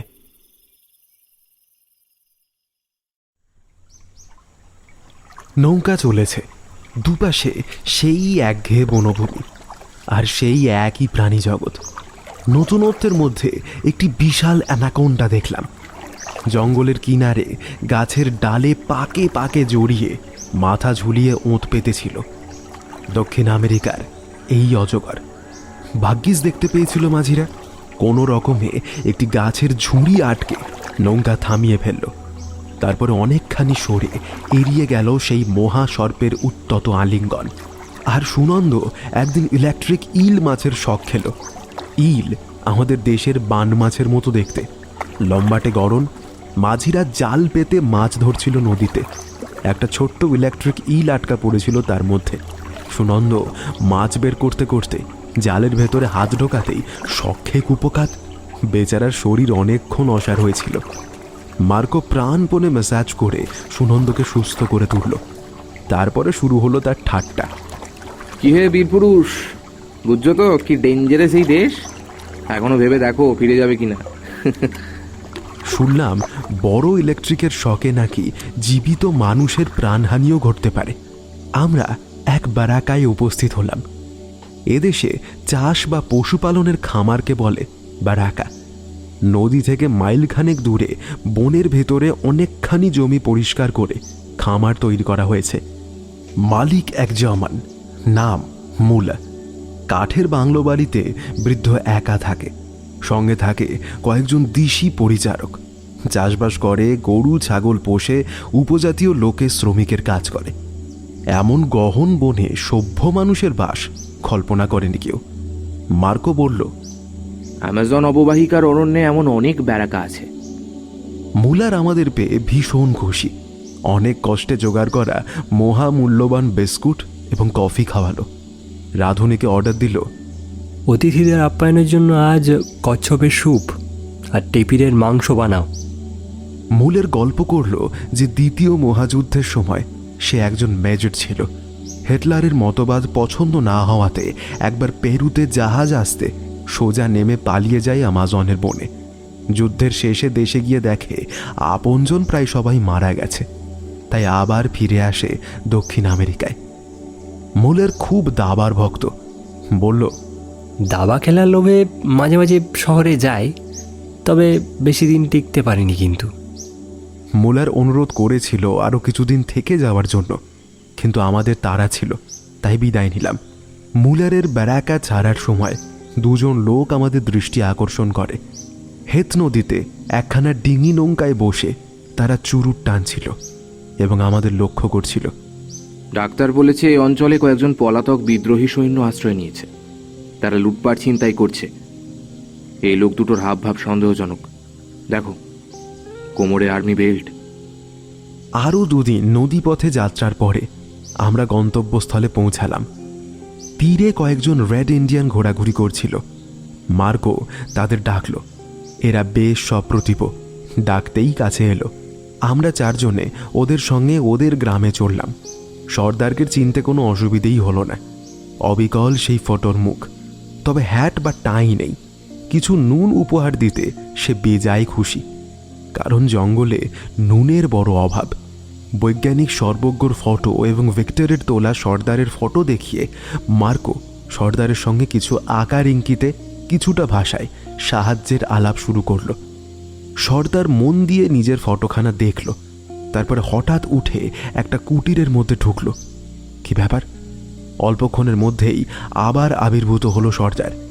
এবার তার মাথায় সেই গোল শোলার টুপি, গলায় সেই টাই। দুই বগলে দুই সঙ্গীকে চেপে ধরে সে ইশারা করল, ছবি তোলো।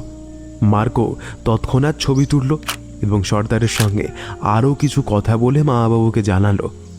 সর্দার সর্বজ্ঞকে চিনেছে, এখানে এসেছিলেন। পাথরে লেগে তার নৌকো ফুটো হয়ে যায়। ইন্ডিয়ানরা তার নৌকো মেরামত করে দেয়, তাই পুরস্কার স্বরূপ সর্দার ওই টুপি এবং টাই চেয়ে নেয়। পরদিন সকালে দেখে বৈজ্ঞানিক চলে গেছেন। কোন দিকে গেছেন তা সে জানে না। হ্যাঁ, বৈজ্ঞানিকের সঙ্গে একজন ইন্ডিয়ান অনুচর ছিল। সে অন্য জাতের লোক। মামাবাবু নিরাশ হলেন। তিনি আশা করেছিলেন এখানে সর্বজ্ঞর সম্বন্ধে সঠিক খবর তিনি পাবেন। নির্জন নদী তীরে বিকেলবেলা, নদীর ওপরে গাছের মাথায় সবুজ ঘন পল্লবগুচ্ছের গায়ে রাঙা রোদ পড়ে চকমক করছে। ছুটন্ত জলের বুকে তীর তীর করে কাঁপছে বাঁশ আর তালগাছের ছায়া। মামাবাবু আর মার্কো গেছেন উপজাতিদের গ্রামে। মাঝিরা বনে ঢুকেছে শুকনো কাঠ সংগ্রহ করতে। সুনন্দ তাঁবু খাটাবার চেষ্টা করছে। হঠাৎ কে ঝগড়া? বিষম কর্কশ গলায় স্প্যানিশ ভাষা শুনে চমকে ফিরলাম। সেই দুই মূর্তিমান মুলারের খামারের কাছে যাদের দেখেছি তাদের একজনের হাতে উদ্যত পিস্তল। পিস্তলধারী গর্জন করে উঠল, খবরদার, নইলে গুলি করব। মাথার উপরে হাত তোলো। মাটিতে বসেছিলাম, অগত্যা বসে বসে হাত তুললাম। পিস্তলধারী তার সঙ্গীতে বলল, র্যাপসো, দেখ তো মালগড়ি কি আছে। র্যাপসো হামলে পড়লো আমাদের ব্যাগগুলোর ওপরে। টপাটপ খাবারের টিন ও প্যাকেটগুলো বের করতে করতে র্যাপসো খ্যাক খ্যাক করে হেসে মন্তব্য করলো, বুঝলে রস, আজ আমাদের দারুণ কপাল। ঘুম ভেঙেই আর মাটিলো দেখে তখনই বুঝেছি আজ দিনটা ভালোই যাবে। খুশির চোটে পিস্তলধারী রস একটু অন্যমনস্ক হয়ে পড়েছিল। তার চোখে মাঝে মাঝে আটকে যাচ্ছিল লুটের মালের ওপরে। দুই অর্বাচীন ভারতীয় ছোকরা সম্বন্ধে বিশেষ সতর্ক থাকার প্রয়োজন বোধ করছিল না, নয়তো ভেবেছিল এক ধমকই যথেষ্ট। আমি লক্ষ্য করলাম লোকটা মাটিতে বিছানো তাঁবুর একটা প্রান্তে দাঁড়িয়ে আছে। সুনন্দকে ইশারা করলাম। তারপরে যেই লোকটা আমাদের দিক থেকে চোখ সরিয়েছে, ঝট করে হাত নামিয়ে তাঁবুর কাপড় আঁকড়ে ধরে মারলাম এক হ্যাঁচকা টান। সঙ্গে সঙ্গে দুজনেই উপকার। সঙ্গে সঙ্গে রসের পিস্তল সরব হয়ে উঠল, কিন্তু বেতাল হয়ে ফসকে গেল টিপ। পা হড়কে মাটিতে বসে পড়ল। পিস্তল ছিটকে গেল হাত থেকে। নেমে এসে পকেট থেকে রিভলভার বের করে রসের মাথায় তাক করে বললাম, এবার তোমাদের পালা, হাত তোলো, দাঁড়াও, উঠে দাঁড়াও, নইলে। ইতিমধ্যে সুনন্দ র্যাপসোকে লক্ষ্য করে রিভলভার বাগিয়েছে। মাথার ওপরে হাত তুলে দুই বন্দির অবস্থা হলো দেখবার মতো। রাগে লজ্জায় মুখ তাদের ভয়ঙ্কর হয়ে উঠেছে। মামাবাবুরা ফিরলেন একটু পরে। এই দৃশ্য দেখে তো তারা চমৎকৃত। মার্কো হেসে বলল, সাবাস ব্রাদার। না, তোমাদের যত নাবালক ঠাউরেছিলাম তত ন। ঘুরুকে আচ্ছা জব্দ করেছো। মার্কো ওদের প্রশ্ন করল, তোমরা নিশ্চয়ই জেনারেল ফ্র্যাঙ্কোর দলের পলাতক সৈন্য। বেড়ে ব্যবসা ধরেছো তো হে। টম, লোক দুটোকে বাঁধো। মামাবাবুর আচরণে আমরা আশ্চর্য হয়ে গেলাম। তিনি র্যাপসোর কাছে গিয়ে তার শার্ট পরীক্ষা করতে লাগলো। র্যাপসোর ছেঁড়া সস্তা খাঁকি প্যান্টের সঙ্গে অমন দামি নেভি ব্লু শার্টখানা বেমানান বটে, কিন্তু তা নিয়েও তো মাথা ঘামাবার কি দরকার। এই শার্ট কোথায় পেয়েছো? কেন? দরকার আছে, ঠিক ঠিক জবাব দাও। আমি কিনেছি। বটে? বোনের ভেতর দোকান আছে নাকি? আবার পয়সা দিয়ে এত ছোট মাপের শার্ট কিনেছ? র্যাপসো নিরুত্তর। মামাবাবু মার্কোকে বললেন, শার্টটা দেখেই আমার সন্দেহ হয়েছিল, ভীষণ চেনা চেনা লাগছিল। বৈজ্ঞানিক সর্বজ্ঞ ফটোতে ঠিক এমনই শার্ট পরে রয়েছেন, বুকের কাছে সাদা ফুল তোলা। তুমিও মিলিয়ে দেখো ফটোর সঙ্গে। মামাবাবু ব্যাগ থেকে ফটোটা বের করলেন। আমরা দেখলাম অবিকল সেই শার্ট। মামাবাবু বললেন, আপাতত জানতে হবে শার্ট ও পেল কি করে এবং সর্বজ্ঞকে ওরা কি করেছে। মনে হচ্ছে এটা সর্বজ্ঞর ওপর ডাকাতি করেছিল। দেখো, চেষ্টা করে কথা বের করতে পারো কিনা। মার্কো গম্ভীর বদনে ধীরে সুস্থে একটা সিগারেট ধরালো। তারপরে মোলায়েম গলায় বলল, মিস্টার র্যাপসো, বড়ই দুঃখের বিষয় তুমি এমন অসময়ে বোবা হয়ে গেলে। যাকে এই রোগের দুটো দাওয়াই আমার মনে পড়েছে। দেখো কোনটা তোমার পছন্দ হয়। প্রথম নম্বর, তোমাদের গ্রেপ্তার করে নিয়ে যাব এবং তারপর গভর্নমেন্টের হাতে সমর্পণ করব। বিদ্রোহী সৈন্য হিসেবে আশা করি তোমাদের ফাঁসি কাটে ঝোলানো হবে। দ্বিতীয় নম্বর, তোমাদের দুটোকে নদীর ধারের ওই দুটো গাছে বেঁধে রাখবো। গাছগুলো নিশ্চয়ই চেনা, বন্দি করে নিয়ে যাওয়া ঝামেলা, তাই দ্বিতীয় ওষুধটাই প্রথমে এক্সপেরিমেন্ট করা যাক, কি? দুই বন্দি ঘাড় ফিরিয়ে গাছ দুটো দেখল। স্পষ্ট দেখলাম তাদের মুখ ফ্যাকাশে হয়ে গেল। কৌতূহল হলো, ওটা কি গাছ? নদী তীরে কয়েকটা গাছ দাঁড়িয়ে আছে, ছোট ছোট গাছ। সোজা সরু গুঁড়ির নিচের অংশে ডালপালা নেই। একটা বৈশিষ্ট্য লক্ষ্য করলাম যে প্রত্যেক গাছের গোড়ার চারপাশের মাটিতে এক কণাও ঘাসের চিহ্ন নেই। মার্কো এবার আমাদের উদ্দেশ্য করে বলল, ওই গাছের নাম পালো সান্টো। দেখতে নিরীহ কিন্তু আসলে অতি মারাত্মক। এই গাছের প্রত্যেকটা কাঠ হলো কাঠ পিঁপড়ের ডিপো। যে কোনো প্রাণী ওই গাছ স্পর্শ করলে অগুন্তি পিঁপড়ে তাকে তৎক্ষণাৎ আক্রমণ করবে। কয়েক ঘন্টা ওই গাছের গায়ে বেঁধে রাখলে বাছাধনদের মুখে আশা করি বাক্য ফুটবে। ইন্ডিয়ানরা এইভাবে তাদের অপরাধীদের শাস্তি দেয়। শুনেছি প্রায় আসামি অসহ্য যন্ত্রণায় উন্মাদ হয়ে যায়, কেউ কেউ মারাও যায়। র্যাপসো এবং রোজ হাউমাউ করে উঠল। সেনর, সেনর দয়া করুন সেনর। আমরা আমরা সব বলছি, সব বলবো আমাদের দয়া করুন। বেশ, বলো। আমরা ওই শার্টটা লুট করে পেয়েছি। কতদিন আগে? তা প্রায় 7-8 মাস আগে হবে। একে চেনো? মামাবাবু সর্বজ্ঞর ফটো বের করলেন। হ্যাঁ, এই লোকটারই জিনিস, এই লোকটারই। কি করেছো তাকে? খুন? না না না না না। দুজনে সরবে আপত্তি জানায়। সত্যি কথা? সত্যি, মামেরই দিব্যি। তারপর তারা নৌকা নিয়ে কোন দিকে গেল? কোন দিকে গেল তা তো জানি না, তবে মাঝিটা বলছিল তারা নাকি পাহাড়ি ইন্ডিয়ানদের গ্রামের দিকে যাবে। সেটা কোন দিকে? এই নদী পথে কিছু এগিয়ে ডান পাশের এক শাখা নদী ধরে এগিয়ে গেলে পাহাড়ে পৌঁছানো যায়। প্রায় 3-4 দিনের পথ। ওই দুজন আবার ফিরে এসেছিল এই পথে? না, পাহাড়ি ইন্ডিয়ানদের হাতে হয়তো মারা পড়েছে ওরা।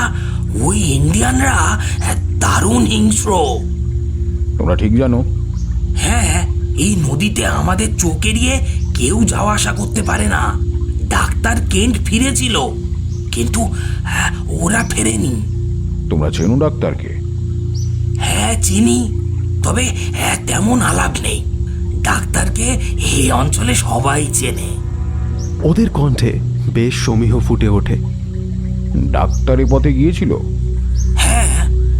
কবে? ওরা চলে যাবা 2 দিন পরে। আর ডাক্তার ফিরল কবে? ফিরল 3-4 দিন পরে। বন্দি দুজনকে ছেড়ে দেওয়া হলো। মামাবাবু গম্ভীরভাবে একটি পাথরের উপরে বসলেন। আবার সেই রহস্যজনক ডাক্তারের অস্তিত্ব। বৈজ্ঞানিক সর্বজ্ঞর সঙ্গে এই ডাক্তারটি যোগাযোগ বারবার আবিষ্কার করছি। কেন ডাক্তার এসেছিল সর্বজ্ঞর পেছনে পেছনে? কিন্তু এ বিষয়ে সে কাউকে কিচ্ছু বলেনি তো। কেন এই লুকোচুরি? আমার মনে ডাক্তারের আচরণের একটাই ব্যাখ্যা খুঁজে পাই। ডাক্তার লুকিয়ে লুকিয়ে বৈজ্ঞানিককে অনুসরণ করে যায় পাহাড়ের দিকে। তারপরে তাকে সরিয়ে দিয়ে হাত করেছে সর্বজ্ঞর আবিষ্কার সেই নীল অর্কিড। অর্কিড হয়তো সর্বজ্ঞর সঙ্গেই ছিল, কিংবা ওটা ডাক্তারের কাছে গচ্ছিত রেখে তিনি অভিযানে বেরিয়েছিলেন। বৈজ্ঞানিক সর্বজ্ঞ না থাকলে সেক্ষেত্রে ডাক্তার হবে ওই অর্কিডের মালিক, কারণ আর কেউ জানে না এই আবিষ্কারের কথা। মামাবাবু মুখ তুললেন। মিস্টার মার্কো, মনে হচ্ছে ওই পাহাড়িদের গ্রামে এই রহস্যের শেষ সূত্রটি লুকিয়ে আছে। আমি নিশ্চিত জানতে চাই ডাক্তারের সঙ্গে সর্বজ্ঞর ওখানে দেখা হয়েছিল কিনা, না অন্য কোনো দুর্ঘটনায় পড়েন সর্বজ্ঞ। যদি বুঝি ডাক্তার কেন্টি বৈজ্ঞানিকের মৃত্যুর জন্য দায়ী, তাহলে এখন আমি ওই পাহাড়ি ইন্ডিয়ানদের কাছে যাব। আপনি কি যাবেন সঙ্গে? দেখুন, আপনার যা খুশি। আলবাত যাব। এমন মিস্ট্রির শেষ অধ্যায় আমি কি বাদ পড়ব? সে হতেই পারে না।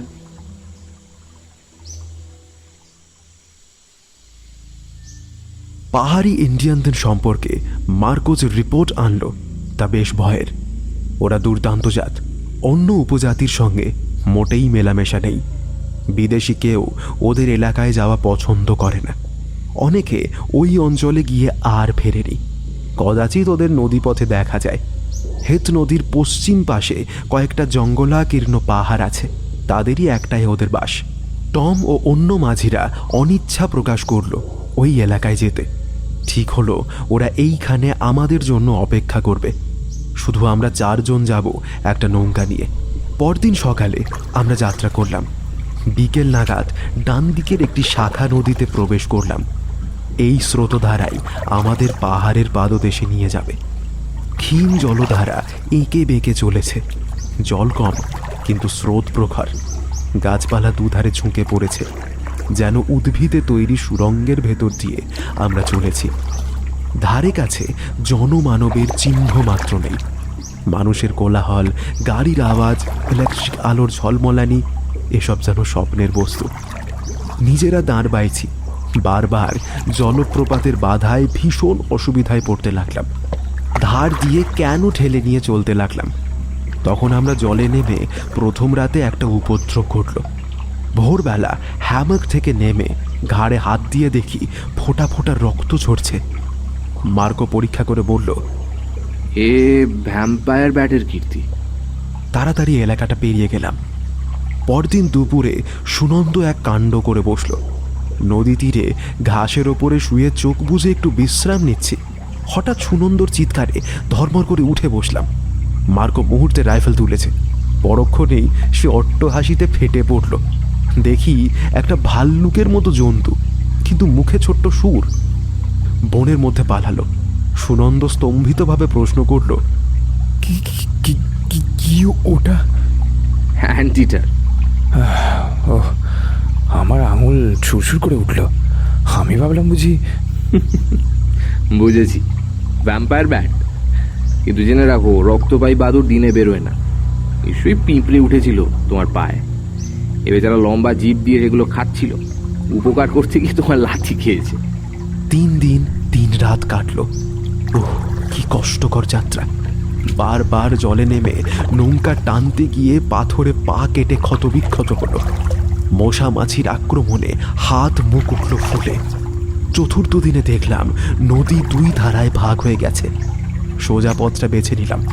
মাইলখানেক এগোবার পরেই বিরাট এক জলাভূমির ভেতরে গিয়ে পড়লাম। অগভীর জলা, ওপরে পাহাড়, ঘন বনে ঢাকা। সেই জলা পেরিয়ে পাহাড়ে পৌঁছানো যায় কিনা আলোচনা করছি, এমন সময় মার্কো চেঁচিয়ে উঠল, সাবধান, সাপ! আশেপাশে লক্ষ্য করে শিউরে উঠলাম। জলে অগন্তি সাপ, ভয়ানক বিষধর যারা রাখা সাপের বিচরণ ক্ষেত্র এসে পড়েছি। নৌকার চারধারে হিস হিস গর্জন। প্রকাণ্ড লম্বা কয়েকটা সাপ নলখাগড়ার গা বেয়ে নৌকায় লাফিয়ে ওঠার চেষ্টা করতে লাগলো। সপাং সপাং লাঠি চালালাম। সাপগুলো লাঠির ঘায়ে একটু দূরে সরে যেতেই কোনো রকমের নদীতে পালিয়ে এলাম। মাত্র আধ ঘন্টা কেটেছিল ওই জলায়, কিন্তু সেই ভয়াবহ অভিজ্ঞতার স্মৃতি কখনো ভুলবো না। পরদিন নদীর দ্বিতীয় ধারটা অনুসরণ করে আমরা এগুলাম। আমাদের জন্য একটা ভয়ঙ্কর দুর্ঘটনা অপেক্ষা করছিল। পরদিন সকালে সুনন্দকে নদী তীরে রেখে আমি, মার্কো এবং মামাবাবু বনের ভেতরে গিয়েছিলাম। সুনন্দর ডান হাঁটু পাথরে ঘা লেগে একটু ফুলে উঠেছিল। হাঁটতে কষ্ট হচ্ছে, তাই যায়নি আমাদের সঙ্গে। মার্কো খাবার জন্য কয়েকটা পাখি শিকার করলো। মামাবাবু একরকম ছোট্ট বাঁদর মারমোসেটের ধরন ধারণ লক্ষ্য করলেন অনেকক্ষণ ধরে। এইভাবে ঘন্টা 2 কাটিয়ে নৌকায় ফিরে আমরা চমকে উঠলাম। নদী তীরে আমাদের জিনিসপত্র সব লণ্ডভণ্ড অবস্থায় ছড়ানো। নৌকাটা উল্টে পড়ে আছে পাড়ে, আর সুনন্দ নেই। সুনন্দ, সুনন্দ! অনেক ডাকাডাকি করলাম, কিন্তু কোনো সাড়া মিলল না। অনেক খোঁজাখুঁজি করলাম, কিন্তু সুনন্দকে পাওয়া গেল না। মার্কো জমি পরীক্ষা করে বলল, ইন্ডিয়ানরা এসেছিল নৌকো করে। ওরা নিশ্চয়ই সুনন্দকে জোর করে তুলে নিয়ে গেছে। দস্তাদস্তির চিহ্ন দেখছি, কিছু জিনিসও চুরি করেছে লোকগুলো, তবে রক্তের দাগ দেখছি না। সম্ভবত সুনন্দ তেমন আহত হয়নি, বন্দি করে নিয়ে গেছে ওকে। মামাবাবুর মুখ পাথরের মতো কঠিন হয়ে উঠল। গম্ভীর কণ্ঠে তিনি বললেন, চলো এক্ষুনি বেরোই। ইন্ডিয়ানদের ধরতে হবে, খুঁজে বের করতে হবে ওদের রাস্তা না। অত তাড়াতাড়ি করলে সুনন্দর প্রাণ বাঁচাতে পারবো। এক্ষুনি নৌকা নামালাম চলে। প্রাণপণে দাঁড় বাইতে লাগলাম। মার্কো এবারে বাঁকা হাসি হাসল। জানো অসিট, অনেকদিন শিকার প্রায় ছেড়ে দিয়েছি। অকারণ প্রাণী হত্যা আর করি না। কিন্তু সুনন্দকে যদি ফিরে না পাই, ওই পাহাড়ি ইন্ডিয়ানগুলোকে আমি এমন শিক্ষা দেব। মার্কোর চোখ দুটো যেন তপ করে চলে উঠল। বুঝলাম এই আমাদের রসিক লোকটির মধ্যে ঘুমিয়ে থাকা দুর্দান্ত মানুষটা আবার জেগে উঠেছে। তাড়াহুড়ো করতে গিয়ে ক্ষতি হলো। হঠাৎ পাথরে ঠক্কর খেয়ে নৌকার তলা গেল ফেসে। এবার হাঁটা ছাড়ার উপায় নেই। মার্কো বলল, ফেরার সময় একটা ভেলা তৈরি করে নেবো, অবশ্য যদি ফিরি। নৌকাটা তীরে তুলে রাখলাম। ভারী জিনিস সব বাক্সবন্দি করে সেখানে রেখে দেওয়া হলো। বাকি জিনিস পিঠে করে হাঁটা দিলাম। আমার মনে কেবল একটা চিন্তাই ঘুরছে, সুনন্দ নেই। কি হলো সুনন্দর? আবার তার সাথে দেখা হবে তো? সমস্ত ব্যাপারটা যেন ভারী অবাস্তব বলে মনে হচ্ছে। ও কি সত্যি হারিয়ে গেল চিরকালের মতো? তাহলে আমি বা ফিরব কোন মুখে? সুনন্দর সঙ্গে বহুদিনের বন্ধুত্বের কত টুকরো টুকরো স্মৃতি ভেসে উঠল মনে। মামাবাবুর একটি টিনের কৌটো কুড়িয়ে পেলেন, বায়ুশূন্য মাংস রাখা টিন। অর্থাৎ কোনো শহুরে মানুষের পদার্পণ ঘটেছিল কিছুক্ষণ আগে। সে কে? খোঁজবৈজ্ঞানিক সর্বজ্ঞ। এই পথে গিয়ে তিনি হয়তো হারিয়ে গিয়েছেন বুনো পাহাড়িতে রেঞ্জিয়ানদের খোঁজে। সুনন্দও পড়েছে তাদের খপ্পরে। আমাদের অদৃষ্টও জানি না কি অপেক্ষা করে আছে ওই অজ্ঞাত বনভূমির নিষিদ্ধ এলাকায়। আরও দুর্ভোগ লেখা ছিল কপালে। আকাশে কালচে মেঘ জমেছিল সকাল থেকে। বিকেল নাগাদ ঝোড়ো হাওয়ার সঙ্গে নামলো প্রবল বৃষ্টি। ঘণ্টাখানেকের মধ্যে নদী ফুলে ফেঁপে কুল ছাপিয়ে উঠল। বাধ্য হয়ে নদী তীর ছেড়ে বনের ভেতরে সরে গেলাম। বৃষ্টির ছাঁট আর সূর্যালোকে ভালো করে দৃষ্টি চলে না। প্রকৃতির এই তাণ্ডবে বনের সমস্ত পশু পাখি নিরাপদ আশ্রয়ে আত্মগোপন করেছে। শুধু বুঝি আমরা 3টি মানুষ বাইরে বেরিয়েছি, ওয়াটারপ্রুফ মুড়ি দিয়ে সতর্কভাবে পা ফেলছি। সামনে মার্কো, পিছনে মামাবাবু ও আমি। পায়ের নিচে কোনো চোরা গর্তে যে কোনো সময় তলিয়ে যেতে পারি। ফোঁস করে মাথা তুলতে পারে কোনো হিংস্র সরীসৃপ। লা মন্টানার ট্রপিক্যাল অরণ্য যেন তার সমস্ত দুর্গমতা দিয়ে আমাদের বাধা দেওয়ার চেষ্টা করছে। সুউচ্চ বৃক্ষকাণ্ডগুলিকে পাশ কাটিয়ে ঝোপঝাড় সরিয়ে ধীরে ধীরে এগোই। ক্রমে পাহাড়ের পাদদেশে এসে উপস্থিত হলাম। সন্ধ্যা নেমেছে। দিনের সব আলোটুকু গেছে মুছে। টর্চের আলোর রেখার দুপাশ থেকে জমাট অন্ধকার যেন চেপে আসে। ঘন ঘন বিদ্যুতের ঝিলিকে আকাশ যাচ্ছে চিরে, সঙ্গে কানে তালা ধরানো মেঘ গর্জন। পাহাড়ের তলায় ঘন বাঁশঝাড়। বাঁশের তীক্ষ্ণ ডগাগুলিকে সাবধানে এড়িয়ে চলি। মার্কো বলল, একটা গুহা খুঁজি, নইলে সারা রাত ভিজতে হবে। পাহাড়ের গায়ে পিছল পাথরের ওপর দিয়ে খানিকটা উঠে সৌভাগ্যক্রমে একটা গুহা পেলাম। ভেতরে আলো ফেলতেই দুজোড়া সবুজ চোখ জলজল করে উঠল। অপসাম, খটাস জাতীয় প্রাণী। জন্তু দুটো আমাদের দেখে দাঁত খিঁচিয়ে উঠল। দুর্যোগের রাতে তারা আশ্রয় ছাড়তে চাইছে না। যা হোক, টর্চের তীব্র আলোয় ভয় পেয়ে তারা বাইরে পালালো। চট করে স্টোভ জেলে কফি বানিয়ে ফেললাম। গুহার মধ্যে কয়েকটা পোড়া কাঠ ছিল, কেউ আগুন জ্বালিয়েছিল বোধহয়। সেগুলোকে ধরিয়ে রাখলাম গুহার মুখে, যাতে বুনো জন্তু না ঢোকে। সবাই নীরব, অবসন্ন। প্রিয়জনকে হারানোর দুঃসহ আশঙ্কা ক্রমে চেপে বসছে বুকে। শুধু মার্কো মাঝে মাঝে উৎসাহ দিচ্ছিল আমায়। বলছিল, আরে ভয় পেও না, সুনন্দকে ঠিক ফিরিয়ে আনবো, দেখো। যদিও জানি সত্যি সত্যি এমন ভরসা সেও দিতে পারছিল না। একটু পরে গুহার দেওয়ালে ঠেস দিয়ে শান্তিতে ঘুমিয়ে পড়লাম।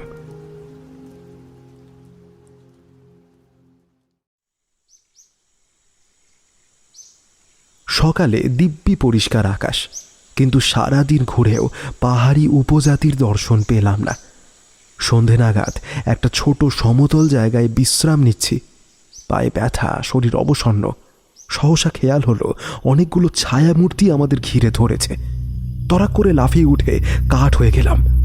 বুনো রেড ইন্ডিয়ান, প্রত্যেকের ধনুকে তীর লাগিয়ে কান অবধি ছিলা টেনে আমাদের দিকে তাক করে আছে। আস্তে আস্তে মাথার উপরে হাত তুললাম। মার্কো দেশি ভাষায় চেঁচিয়ে বলতে লাগলো, আমরা শত্রু নই, বন্ধু বন্ধু। কিন্তু তাদের ভাবগতিকে বিন্দু মাত্র পরিবর্তন হলো না। তাদের মুখ কঠোর, চোখে সন্দেহপূর্ণ দৃষ্টি। একজন এসে আমাদের বন্দুক এবং পিস্তলগুলি নিয়ে নিল। অর্থাৎ আগ্নেয়াস্ত্রের মহিমা এরা জানে। তারপরে তারা আমাদের হাত পা শক্ত করে বাঁধল দড়ি দিয়ে। নিরুপায় হয়ে মাটিতে শুয়ে পড়লাম। কয়েকজন রেড ইন্ডিয়ান আমাদের পকেট পরীক্ষা করতে লাগলো। কিছু কিছু পছন্দসই জিনিস তারা বাজেয়াপ্ত করে এক জায়গায় জড়ো করে রাখলো, বাকি জিনিস ছুঁড়ে ফেলে দিল। একজন মামাবাবুর ব্যাগ খুলেই এক চিৎকার করে বসল। তার হাতে দেখি বৈজ্ঞানিক সর্বজ্ঞর ফটোখানি। তারপরে তারা উত্তেজিতভাবে আলোচনা শুরু করলো। হাতে হাতে ঘুরছে ফটোটা। মামাবাবু বললেন, সর্বজ্ঞকে ওরা চিনতে পেরেছিস? যদি কথা বলা যেত। কিন্তু কোনো কথাবার্তা বলতে ওরা রাজি নয়। একটু পরে একজন ভারী কি চেহারার লোক এসে উপস্থিত হলো। তার গায়ে রংচঙে সুতির আলখাল্লা, মাথায় পালকের মুকুট। সেই হয়তো দলের সর্দার। সে ফটোখানা হাতে নিয়ে দেখল, তারপরে আমাদের তীক্ষ্ণ চোখে পর্যবেক্ষণ করে আবার ফিরে চলে গেল। এইভাবে বন্দী হয়ে পড়ে রইলাম প্রায় সারা রাত। ইন্ডিয়ানরা আমাদের পাহারা দিতে লাগলো। কি গো বীরপুরে সেরা, লাগছে কেমন? ভাই অসিত, তোমাদের অনেক ঠাট্টা করেছি, কিন্তু সত্যি বলছি, মনে মনে তোমাদের আমি বীরপুরুষ বলে স্বীকার করেছি। তোমরা সত্যি অসাধারণ সাহস ও ধৈর্য দেখিয়েছো। Brave young man. হয়তো আর অভিনন্দন জানানোর সুযোগ পাবো না, তাই বলে রাখছি। হাত খোলা নেই, ফলে হ্যান্ডশেক করতে পারলাম না, সরি। আর বড় দুঃখ হচ্ছে, সুনন্দর সঙ্গে বুঝি আর দেখা হলো না। মার্কোর কথায় বুঝলাম আসন্ন বিপদের গুরুত্ব।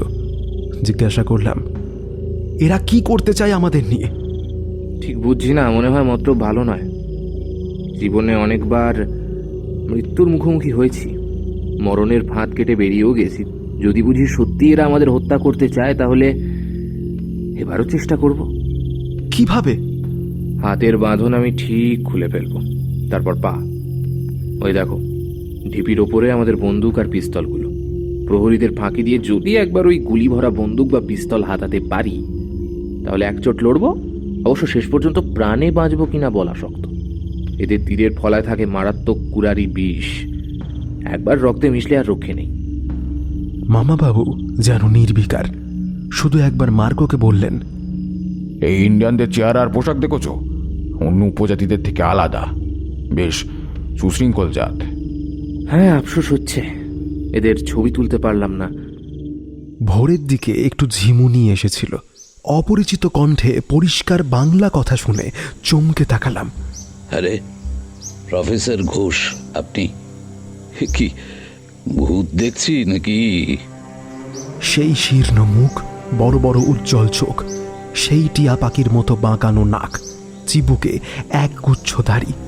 ফটোতে এ মুখ বারবার দেখে মনে গেঁথে গেছে, তাই লোকটিকে চিনতে ভুল হলো না। ইনি স্বয়ং বৈজ্ঞানিক সত্যনাথ সর্বজ্ঞ। বৈজ্ঞানিক সর্বজ্ঞকে দেখে আমাদের মুখ দিয়ে কিছুক্ষণ কোনো কথা বেরোলো না। তারপরে মামাবাবু প্রায় চেঁচিয়ে উঠলেন, আপনি আপনি বেঁচে আছেন? সশরীরে এবং সুস্থ দেহে, কিন্তু আপনাদের একই অবস্থা। সর্বজ্ঞ ইশারা করা মাত্র রেড ইন্ডিয়ানরা আমাদের হাত পায়ের বাঁধন খুলে দিল। মামাবাবু বললেন, আপনি এখানে কি করছেন? আপনি কি স্বেচ্ছায়? হ্যাঁ, আমি স্বেচ্ছায় এসেছি এখানে একটা বিশেষ কাজে। কিন্তু আমাকে প্রশ্ন করার আগে আমার কয়েকটা প্রশ্নের উত্তর আমি চাই। বেশ বেশ, বলুন। আমার এই ফটো আপনাদের হাতে এলো কি করে? রূপা আমায় দিয়েছে। রূপা বুঝি আপনাকে আমার খোঁজ করতে বলেছে? হ্যাঁ। এই মেয়েটাকে ইঙ্গিত দেওয়াই আমার ভুল হয়ে গেছে। আচ্ছা প্রফেসর ঘোষ, আমি যে এখানে আছি, মানে এখানে যে আমি আছি, এই সন্ধান আপনি পেলেন কিভাবে? মামাবাবু ভিক্টরের তোলা ফটোয় সর্বজ্ঞর টুপি ও টাইয়ের কথা, র্যাপসোদের মুখে সেই পাহাড়ে সর্বজ্ঞর আগমনের খোঁজ পাওয়া ইত্যাদি সমস্ত বিবরণ অল্প কথায় জানালেন। বৈজ্ঞানিক সর্বজ্ঞ দীর্ঘশ্বাস ফেলে বললেন, এত আঁটঘাট বেঁধে কাজে নেমেও দেখছি কতগুলো খুঁত থেকে গেছে। হ্যাঁ, ডক্টর সর্বজ্ঞ, একটা কথা, আমার ভাগ্নে সুনন্দকে ইন্ডিয়ানরা ধরে এনেছে। দয়া করে ওদের জিজ্ঞাসা করুন সে কোথায়, কেমন আছে। সে কি? সর্বজ্ঞ তৎক্ষণাৎ ইন্ডিয়ানদের সঙ্গে কথা বলতে শুরু করলেন। একটু পরে ফিরে মা বাবুকে বললেন, বেঁচে আছে আপনার ভাগ্নে, ভালোই আছে। অবশ্য যদিও বন্দি, আমি তাকে এক্ষুনি এখানে আনতে বলেছি, চিন্তা করবেন না। কয়েকজন ইন্ডিয়ান দেখলাম চলে গেল পাহাড়ের পথে। আহ, আমাদের মনের ওপর থেকে যে কি ভীষণ একটা ভার নেমে গেল তা বলে বোঝানো যাবে না। ডক্টর সর্বজ্ঞ, আপনার এই অজ্ঞাতবাসের কারণ জানতে পারি কি? জানবেন, সবই জানবেন, সবই আমি বলবো, কিন্তু এখন এখানে নয়। হ্যাঁ, এখানে নয়। আপনাদের আমার সঙ্গে যেতে হবে একটা জায়গায়, কিন্তু আপনাদের প্রতিজ্ঞা করতে হবে যে আমি যতদিন না নিজে থেকে আত্মপ্রকাশ করি ততদিন আমার এই অজ্ঞাতবাসের বা এখানে যা দেখবেন এবং যা শুনবেন তার কণা মাত্র খবর কাউকে জানাতে পারবেন না আপনারা। কাউকে না। মনে রাখবেন, তাতে আমার গবেষণার ক্ষতি হবে। এই ব্যাপারে আপনি সম্মত কিনা বলুন আগে। রাজি। আপনি সুস্থ দেহে বর্তমান, এটুকু জেনেই আমি সন্তুষ্ট। আপনার সব খবর আমরা সম্পূর্ণ গোপন রাখব। মার্কো, আশা করি আমার কথায় আপনিও সায় দেবেন। আলবাত। আমিও মামাবাবুকে সমর্থন জানালাম। প্রায় ঘণ্টাখানেক অপেক্ষা করলাম। সর্বজ্ঞ মামাবাবুর কাছে কিছু পরিচিত বিজ্ঞানীর খবরাখবর নিতে লাগলেন। সহসা বনের ভিতর কাদের পায়ের শব্দ। উদ্গ্রীব হয়ে তাকিয়ে থাকি। পাথরের আড়াল থেকে বেরিয়ে এলো কয়েকজন ইন্ডিয়ান এবং তাদের মাঝে সুনন্দ। আমি লাফ দিয়ে গিয়ে সুনন্দকে জড়িয়ে ধরলাম। মামাবাবু তার গায়ে হাত বুলিয়ে বললেন, অত্যাচার করেনি তো? না, তবে বড্ড জোরে বেঁধে রেখেছিল। হাতে পায়ে একেবারে কালশিরা পড়ে গেছে। তোকে নিয়ে কি করতো ওরা, আমি জানতে চাই। নির্ঘাত মৃত্যুদণ্ডই দিত। তবে তবে কি উপায়ে মারবে বোধহয় ঠিক করতে পারছিল না। মনে হচ্ছিল তাই নিয়ে বেজায় তর্কাতর্কি চলেছে ওদের মধ্যে। মার্কো হ্যান্ডশেক করে বলল, ব্রাদার সুনন্দ, আমাদের ফাঁকি দিয়ে একা বেড়াতে যাওয়া তোমার কিন্তু উচিত হয়নি। যাক, আপাতত এক কাপ কফি খাবে নাকি? না না, শুধু শুধু কফি নয়, কিছু কিছু খাবার দাও আমাকে। আমি কিচ্ছু খাইনি। কি যেন একটা খেতে দিয়েছিল, খেতেও পারিনি সেটা। বাপরে কি চাল সেটা। সুনন্দর সঙ্গে বৈজ্ঞানিক সর্বজ্ঞর আলাপ করিয়ে দেওয়া হলো। সুনন্দ অনেক ধন্যবাদ জানালো তাকে। গরম কফি খেয়ে আমরা বৈজ্ঞানিক সর্বজ্ঞর সাথে রওনা দিলাম।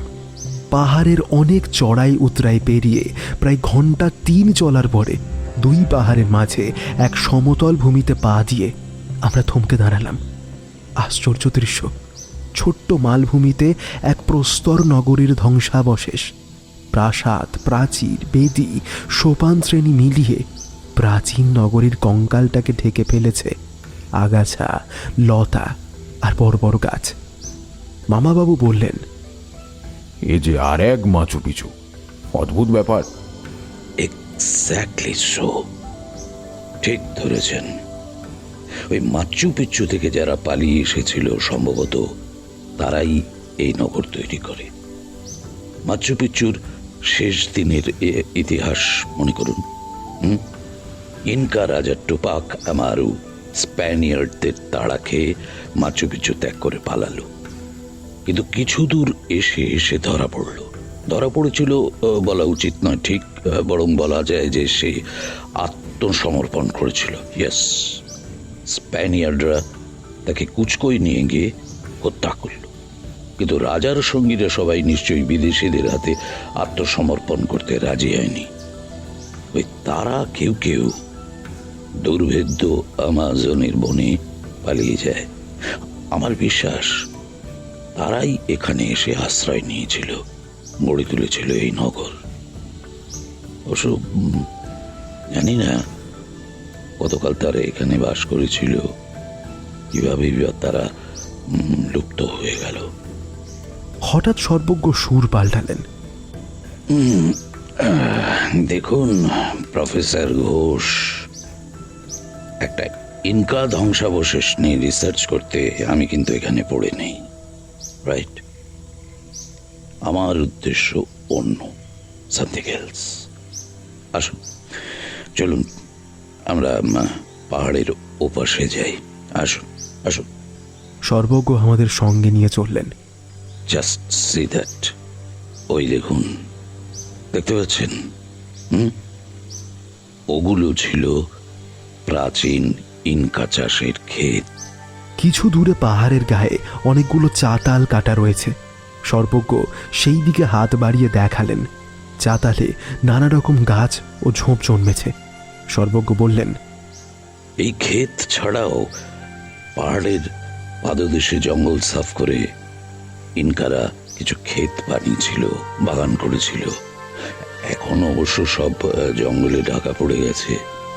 তো আমি এদের সেই সব ক্ষেত এবং বাগান খোঁজ করে 8-10 রকমের সম্পূর্ণ নতুন ধরনের ফলমূল তরকারি পেয়েছি। প্রথমবারে সেই আমি ইন্ডিয়ানদের নানা রকম নতুন ফলমূল খেতে দেখি, বুঝলেন? তাদের প্রশ্ন করে আবিষ্কার করি এই ইনকা ক্ষেত এবং বাগানের সন্ধান। জানেন তো, ইনকা জাতি ছিল আশ্চর্য প্রতিভাধর কৃষি বিজ্ঞানী।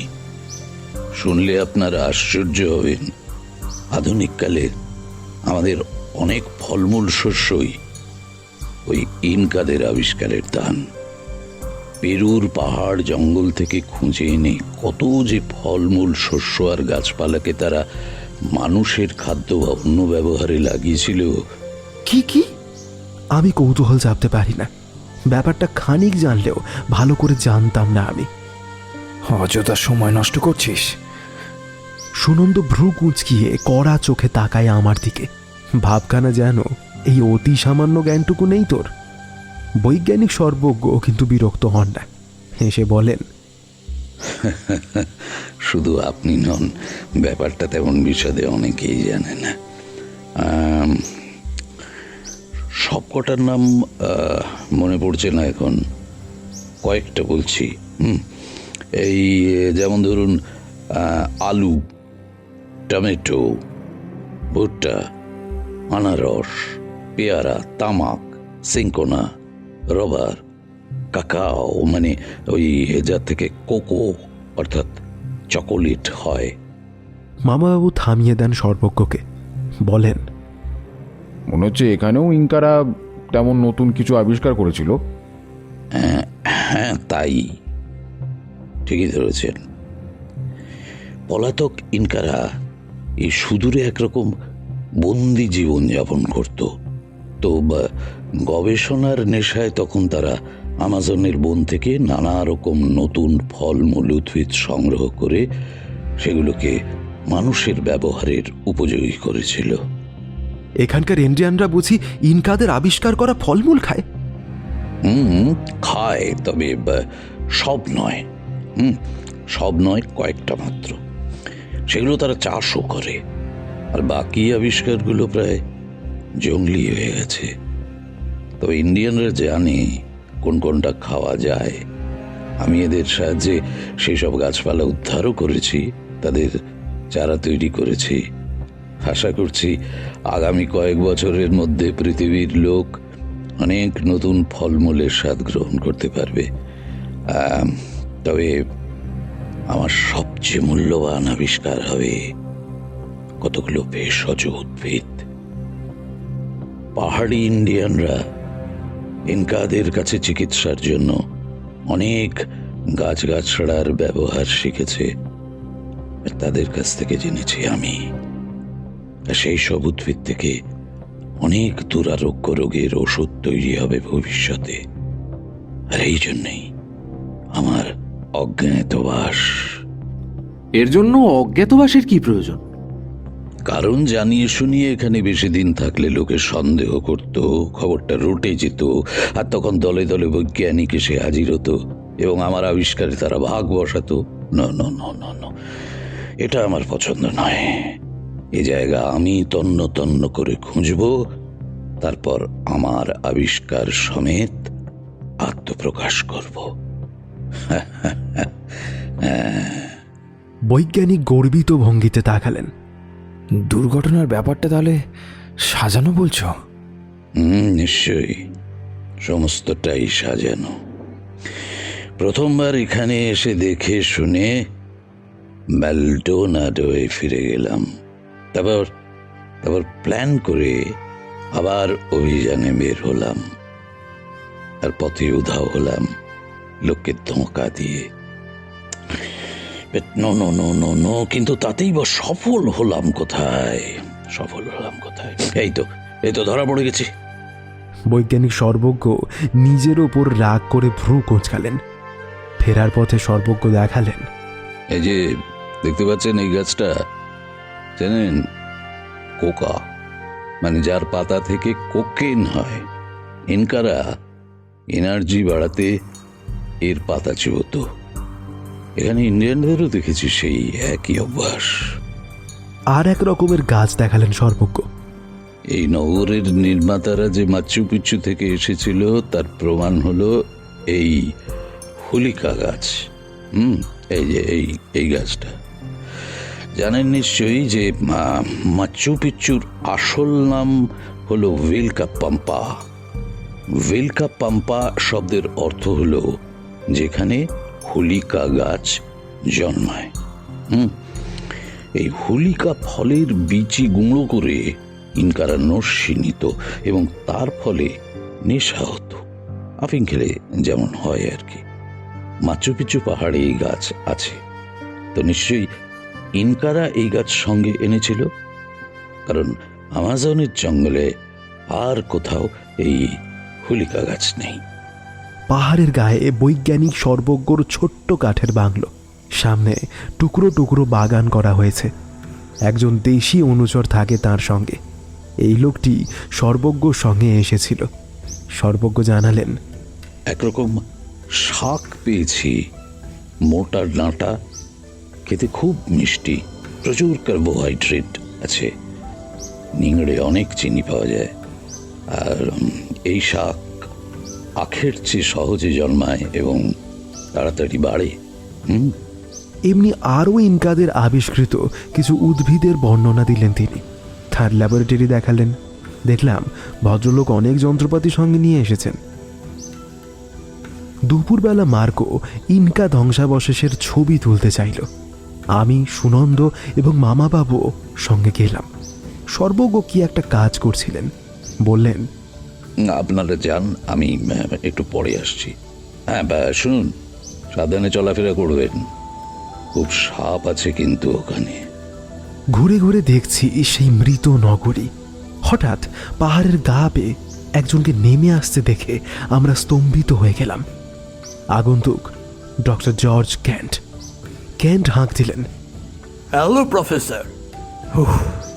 কি যে দুশ্চিন্তা হচ্ছিল, পথ যদি বিপদে পড়েন। ডাক্তার, আপনি বুঝি আমাদের ফলো করছেন? বাধ্য হয়ে, কারণ আপনারা চলে যাওয়ার পর ভেবে ঠিক করলাম আপনারা নিশ্চয়ই সায়েন্টিস্ট সর্বজ্ঞর খোঁজে বেরিয়েছেন, তাই আপনাদের পিছনে পিছনে রওনা দিলাম। কিন্তু একটা উপজাতি গ্রামে কদিন আটকে পড়ে গেলাম। সেখানে ইয়োলো ফিভার লেগেছে, লোকে মরছে। বেচারাদের ছেড়ে আসে কি করে? নইলে আগেই আপনাদের ধরে ফেলতাম। যাক, এখন নিশ্চিন্ত। বুঝলাম ক্যান্ট যখন এখানে এসে পড়েছেন তখন তার দৃষ্টি থেকে সর্বজ্ঞকে আর লুকানো যাবে না। হয়তো ইতিমধ্যেই ইন্ডিয়ানদের কাছ থেকে সর্বজ্ঞর হদিশ তিনি জেনে ফেলেছেন। আমি দুপা এগিয়ে গেলাম। ম্যালডোনাডোয় ক্যান্ট আমাকে যে অপমান করেছিলেন তার জ্বালা আমি ভুলিনি। ভারী মোলায়েম কণ্ঠে বিদ্রুম মিশিয়ে বললাম, জানেন ডক্টর ক্যান্ট, আমরা বৈজ্ঞানিক সর্বজ্ঞকে আবিষ্কার করে ফেলেছি, একেবারে সশরীরে এবং সুস্থ দেহে। ক্যান্ট কেমন থমকে গেলেন। বললেন, ও তাই নাকি? Very good, very good. বড্ড হতাশ হলেন তাই না ডাক্তার? ডক্টর কেন্ট ভারী অবাক মুখ করে বললেন, হতাশ? আমি কেন? কারণ কারণ আপনি তো খুব আশায় ছিলেন সর্বজ্ঞ আর ফিরবে না। ভেবেছিলেন দুর্ঘটনায় নদীতে ডুবে গিয়ে নির্ঘাত অক্কা পেয়েছে। আহা, ব্যাপারটা সত্যি হলে আপনার কত সুবিধা হতো বলুন। প্রচণ্ড একটা হাসির গরমে আমরা চমকে ফিরে তাকালাম। হাসছেন বৈজ্ঞানিক সর্বজ্ঞ। কখন তিনি আমাদের পেছনে এসে দাঁড়িয়েছেন তার টেরও পাইনি। আমরা থতমত খেয়ে তাকিয়ে থাকি। এই অট্ট হাসির কারণ ধরতে পারি না। কোনো রকমে হাসি থামিয়ে সর্বজ্ঞ বললেন, আরে আরে আপনারা মস্ত ভুল করেছেন। ডাক্তার ডাক্তার আমার সব জানে এভরিথিং। ওর সঙ্গে প্ল্যান করি তো এখানে এসেছি, আর ওই তো আমাকে এই পাহাড়ে নিয়ে আসে। হ্যাঁ? আমরা অপ্রস্তুত হয়ে মাথা চুলকাই। সর্বজ্ঞ বলে চলেন, দেখুন, কেন্টের সঙ্গে এই পাহাড়ি ইন্ডিয়ানদের প্রথমে ভাব হয়। হিথ নদীর তীরে সাপের কামড়ে মৃতপ্রায় এই উপজাতির একজনকে চিকিৎসা করে কেন্ট বাঁচিয়ে তোলে। তারপর এদের গ্রামে আসতো মাঝে মাঝে, বুঝলেন তো। ডাক্তারকে এরা খুব শ্রদ্ধা করে। আমার সঙ্গে ওর হঠাৎ দেখা হয়ে যায় হিথ নদীতে। আমাদের আগে থেকেই বন্ধুত্ব ছিল। তখন ডাক্তার ফিরছিল এই পাহাড় থেকে, তো সেইবারই সে আবিষ্কার করেছে এই ইনকা নহর। খুব উত্তেজিত, আমায় বলল সব। আমি তখনই ডাক্তারকে নিয়ে পাহাড়ে এলাম ধ্বংসাবশেষ দেখতে। ডাক্তার না থাকলে অবশ্য আমি এই পাহাড়ে ঢুকতেই পারতাম না, নেভার, কখনো না। কেন? আমি জানতে চাই। কারণ এই ইন্ডিয়ানরা বিদেশিদের এখানে আসতে দিতে চায় না। কিছু স্প্যানিয়ার্ড নাকি একবার অযথা গুলি চালিয়ে ওদের অনেক লোককে মেরে ফেলে। তো বিদেশিদের ওপর এই কারণে এদের ভীষণ রাগ। অসব যাদের এরা বন্ধু বলে মনে করে তাদের কথা কিন্তু আলাদা। এই ইন্ডিয়ানরা কারা? এদের সঙ্গে কি ইনকাদের কোনো সম্পর্ক ছিল? বোধহয় ছিল। মনে হয় এই উপজাতি ছিল সুসভ্য ইনকাদের অনুগত রক্ষী। ইনকাদের সঙ্গে এদের মেলামেশাও হয়েছিল, কারণ এদের মধ্যে অনেক প্রাচীন ইনকা আচার ব্যবহার আমি লক্ষ্য করেছি। জানেন, এরা প্রতিদিন ভোরে প্রাচীন ইনকাদের মতো দেবতার বন্দনা করে। ও ভেরা কোচা মানে সূর্যদেব, ও পাচাকামাক মানে আলোর দেবতা, এরকম আর কি। মামাবাবু ডক্টর কেন্টের সামনে গিয়ে দাঁড়িয়ে তার হাত ধরে বিনীত স্বরে বলেন, ডক্টর, আপনার কাছে আমি মাফ চাইছি। আপনাকে আমরা অন্যায়ভাবে সন্দেহ করেছিলাম। কেন? কি জন্যে সন্দেহ? মামাবাবু এবারে সর্বজ্ঞকে উদ্দেশ্য করে বলেন, আমরা প্রথমে ভেবেছিলাম আপনার নিখোঁজ হওয়ার জন্য ডাক্তারই দায়ী। আপনাকে উনি কোনো কায়দায় পৃথিবী থেকে সরিয়ে দিয়েছেন। পরে এখানে এসে ভাবলাম ডাক্তার হত্যাকারী নয়, কিন্তু আর 5 জনের মতন বিশ্বাস করেছেন আপনি দুর্ঘটনায় মারা পড়েছেন। কিন্তু সায়েন্টিস্ট মারা গেলে আমার লাভ? কারণটা দয়া করে বলবেন কি? লাভ সেই মহামূল্যবান ব্লু অর্কিড। আমরা সন্দেহ করেছিলাম ডাক্তার সর্বজ্ঞর অবর্তমানে আবিষ্কার ব্লু অর্কিড আপনি অধিকার করতে চান। মাই গড, ব্লু অর্কিডটা আপনার চোখে পড়েছে? ঠিক এই ভয়েই আমি ওটা লুকিয়ে রেখেছিলাম, পাছে লোকে আমায় সন্দেহ করে। না, কিন্তু ব্লু অর্কিড সম্বন্ধে আপনি জানলেন কি করে? সর্বজ্ঞ মহাবাবুকে প্রশ্ন করলেন। রূপার চিঠি পড়ে। ও মনে পড়েছে। বড্ড কাঁচা কাজ করেছি আমি। মেয়েটা অর্কিড ভালোবাসে, তাই ভাবলাম খুশি হবে। তা ডাক্তার, আপনারও তো লুকোচুরির দরকার কি ছিল?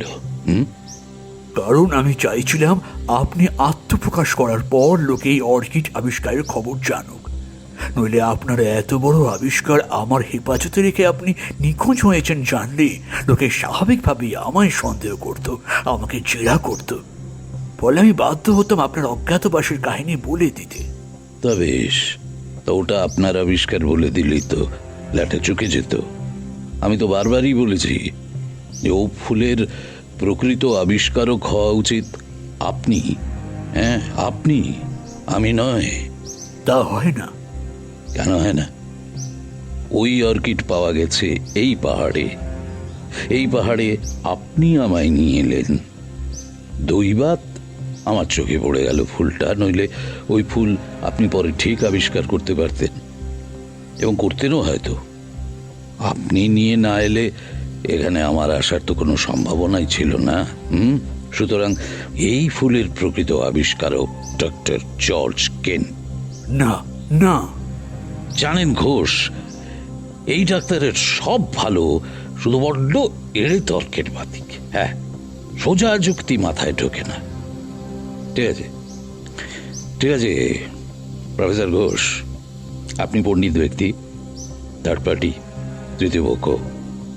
আচ্ছা, আপনি স্থির করে দিন। আপনি স্থির করে দিন এই ব্লু অর্কিডের আবিষ্কর্তা কে হবে। আমরা তা মেনে নেব, রাইট? আপনি এই ফুল প্রথম পেয়েছিলেন? হ্যাঁ, পেয়েছিলাম, বাট বাই চান্স, দৈবাত। তারপর তারপর কি করলেন? ওই তো কয়েকবার গন্ধ শুঁকে ফুলটা আমার জামার পকেটে রেখেছিলাম। ভেবেছিলাম ডাক্তারকে উপহার দেব, কারণ ও অর্কিড ভালোবাসে। তারপর তারপর ডাক্তার তো ফুলটা দেখে উত্তেজনায় লাফিয়ে উঠল। এই ফুল যে এত মূল্যবান এবং নতুন ধরনের তা তো আমি ধারণাও করিনি। তো ডাক্তারের সঙ্গে অনেক খুঁজে বের করলাম ওই অর্কিডের গাছ। যদি ডাক্তার না থাকতো তাহলে ওই ফুল নিয়ে কি করতেন? ফেলে দিতাম, নির্ঘাত ফেলে দিতাম। হ্যাঁ, শৌখিন ফুল বা অর্কিড নিয়ে আমি কোনো কালেই মাথা ঘামাই না। আর তাছাড়া আমার মাথায় তখন ঘুরছে অন্য এক বিরাট আবিষ্কারের চিন্তা। আমার মতেই নীল অর্কিডের আবিষ্কারক হবেন আপনারা দুজনে একসঙ্গে, যাকে বলে জয়েন্ট ডিসকভারার। বেশ, ডাক্তারের সঙ্গে যদি আমার নামটা জুড়ে দিতে চান তো বেশ, তাই হোক। হ্যাঁ ডাক্তার, রাজি তো?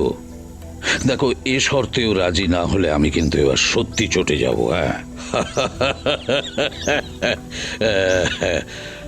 ডাক্তারের মুখ লাল, আবেগরুদ্ধ স্বরে বললেন, উত্তম, আপনাদের বিচার আমি মেনে নিলাম।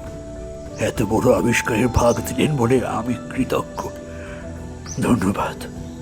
তাই বিনয় দেখানো হচ্ছে? হ্যাঁ, বিনয় দেখানো হচ্ছে। বাট আমার আবিষ্কারে যখন সবাই থ মেরে যাবে তখন সারা জগৎকে জানিয়ে আমিও কিন্তু ধন্যবাদ দেব ডক্টর কেন্টকে। হ্যাঁ, মনে থাকে যেন। ডাক্তার ও সর্বজ্ঞ পরস্পরের হাত চেপে ধরলেন। অমনি ক্যামেরার ক্লিক। কি, আরে ছবি তুললেন যে? কি আশ্চর্য! ভয় নেই, এই ফটো ছাপা হবে আপনার আত্মপ্রকাশের পর। সর্বজ্ঞ মহাবাবুকে বললেন, শুনুন, রূপাকে বলবেন তার বাবা তোফা আছে। হ্যাঁ, বছর খানেক পরে ফিরবে, তবে এ খবর যেন সে গোপন রাখে। ব্যাস, কোথায় আছি, কি করছি, কিচ্ছু বলার দরকার নেই।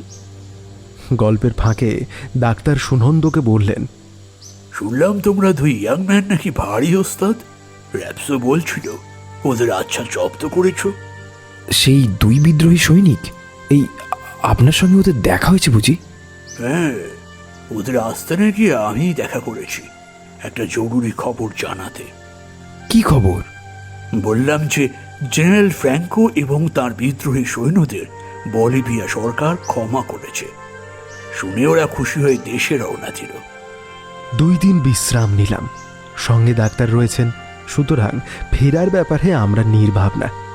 ডাক্তারের 2 অনুচর নৌকা নিয়ে অপেক্ষা করছে নদীতে। তারা আমাদের নৌকা মেরামত করে দেবে। হিত নদীর সঙ্গমের কাছে পৌঁছেছি। দেখি একটা ক্যানুর উপর দাঁড়িয়ে একজন আমাদের দিকে তাকিয়ে আছে। সেই রহস্যময় পেড্রো লোপেজ। আমি বললাম, ডক্টর কেন্ট, এই লোকটি আমাদের অনুসরণ করেছিল। বুঝেছি। ডাক্তার মাথা নাড়লেন। তারপরে চেঁচিয়ে ডাকেন, ওহে পেট্রো, কেমন আছো? না, তুমি আবার ভুল করেছ। এরা গুপ্তধনের খোঁজে যায়নি, পাহাড়ি ইন্ডিয়ান গ্রামে ফটো তুলতে গিয়েছিল, খুব বিপদে পড়েছিল। তুমি যেও না ওদিকে। পেট্রো আমতা আমতা করে বলল, তবে ওরা যে বলল, কি বললো? কারা? লঞ্চের খালাসিরা, এরা নাকি প্রাচীন নগর আবিষ্কার করতে যাচ্ছে, একটা ম্যাপ পেয়েছে। ঠাট্টা করেছে, বুঝতে পারোনি? হ্যাঁ, আমার সঙ্গে ঠাট্টা? দাঁড়াও, অত ছাড়া শয়তানগুলোকে দেখাচ্ছি মজা। পেট্রো ঘুষি পাকালো, তারপরে ধপ করে নৌকার মধ্যে বসে পড়ল। কি ব্যাপার ডক্টর? সে এক বিচিত্র কাহিনী। প্রায় 150 বছর আগে পেট্রোর এক পূর্বপুরুষ এই অঞ্চলের জঙ্গলে পাহাড়ের উপর নাকি এক নগর আবিষ্কার করে। সেখানে ইনকাদের বাস, তাদের অঢেল সোনাদানা। পেট্রোর পূর্বপুরুষ লুকিয়ে দেখেছিল তাদের, কিন্তু সোনা আনতে পারেনি। জঙ্গলি ইন্ডিয়ানদের তাড়া খেয়ে কোনো রকমে পালিয়ে বাঁচে। কাউকে বলেনি সে খবর, শুধু তার ডায়েরিতে লিখে রেখেছিল সব কথা। তার কিছু পরে সেই পূর্বপুরুষ এক দুর্ঘটনায় মারা যায়। এতকাল পরে তার ডায়েরি পেয়েছে পেট্রো। ডায়েরির পাতা ছেঁড়া, লেখা ধেবড়ে গেছে।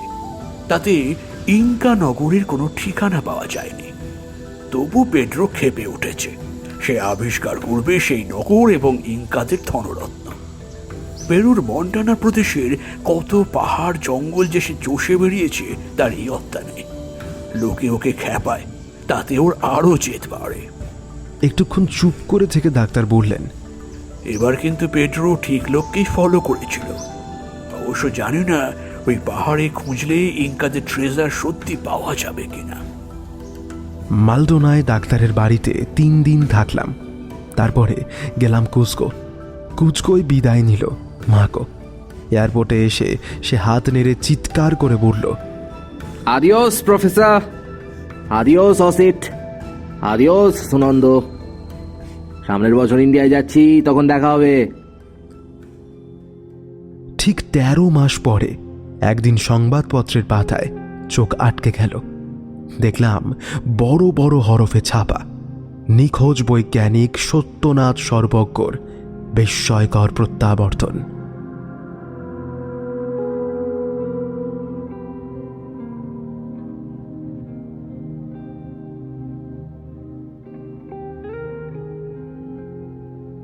শেষ হলো আজকের গল্প আমাজনের গহনে। বিভিন্ন চরিত্রে দীপম, অধ্যায়, সায়ন্তন, সৌভিক, দেবাশিস সেনগুপ্ত, সৌরভ সাহা, বিপুল, দেবস্মিতা, সায়ন্তন পাল। পরিচালনায় এবং আবহ সৃষ্টিতে বিপুল। নাট্যরূপ মৃত্তিকা। Post artist Shubhamjit. গল্প পাঠে এবং গল্পের সূত্রধার আমি আসঞ্জন। ফিরে আসব আরও একটি অভিনব গল্প নিয়ে, তাই কান রাখুন শুধু গল্পের জন্য ইউটিউব চ্যানেলে। নমস্কার, শুভরাত্রি।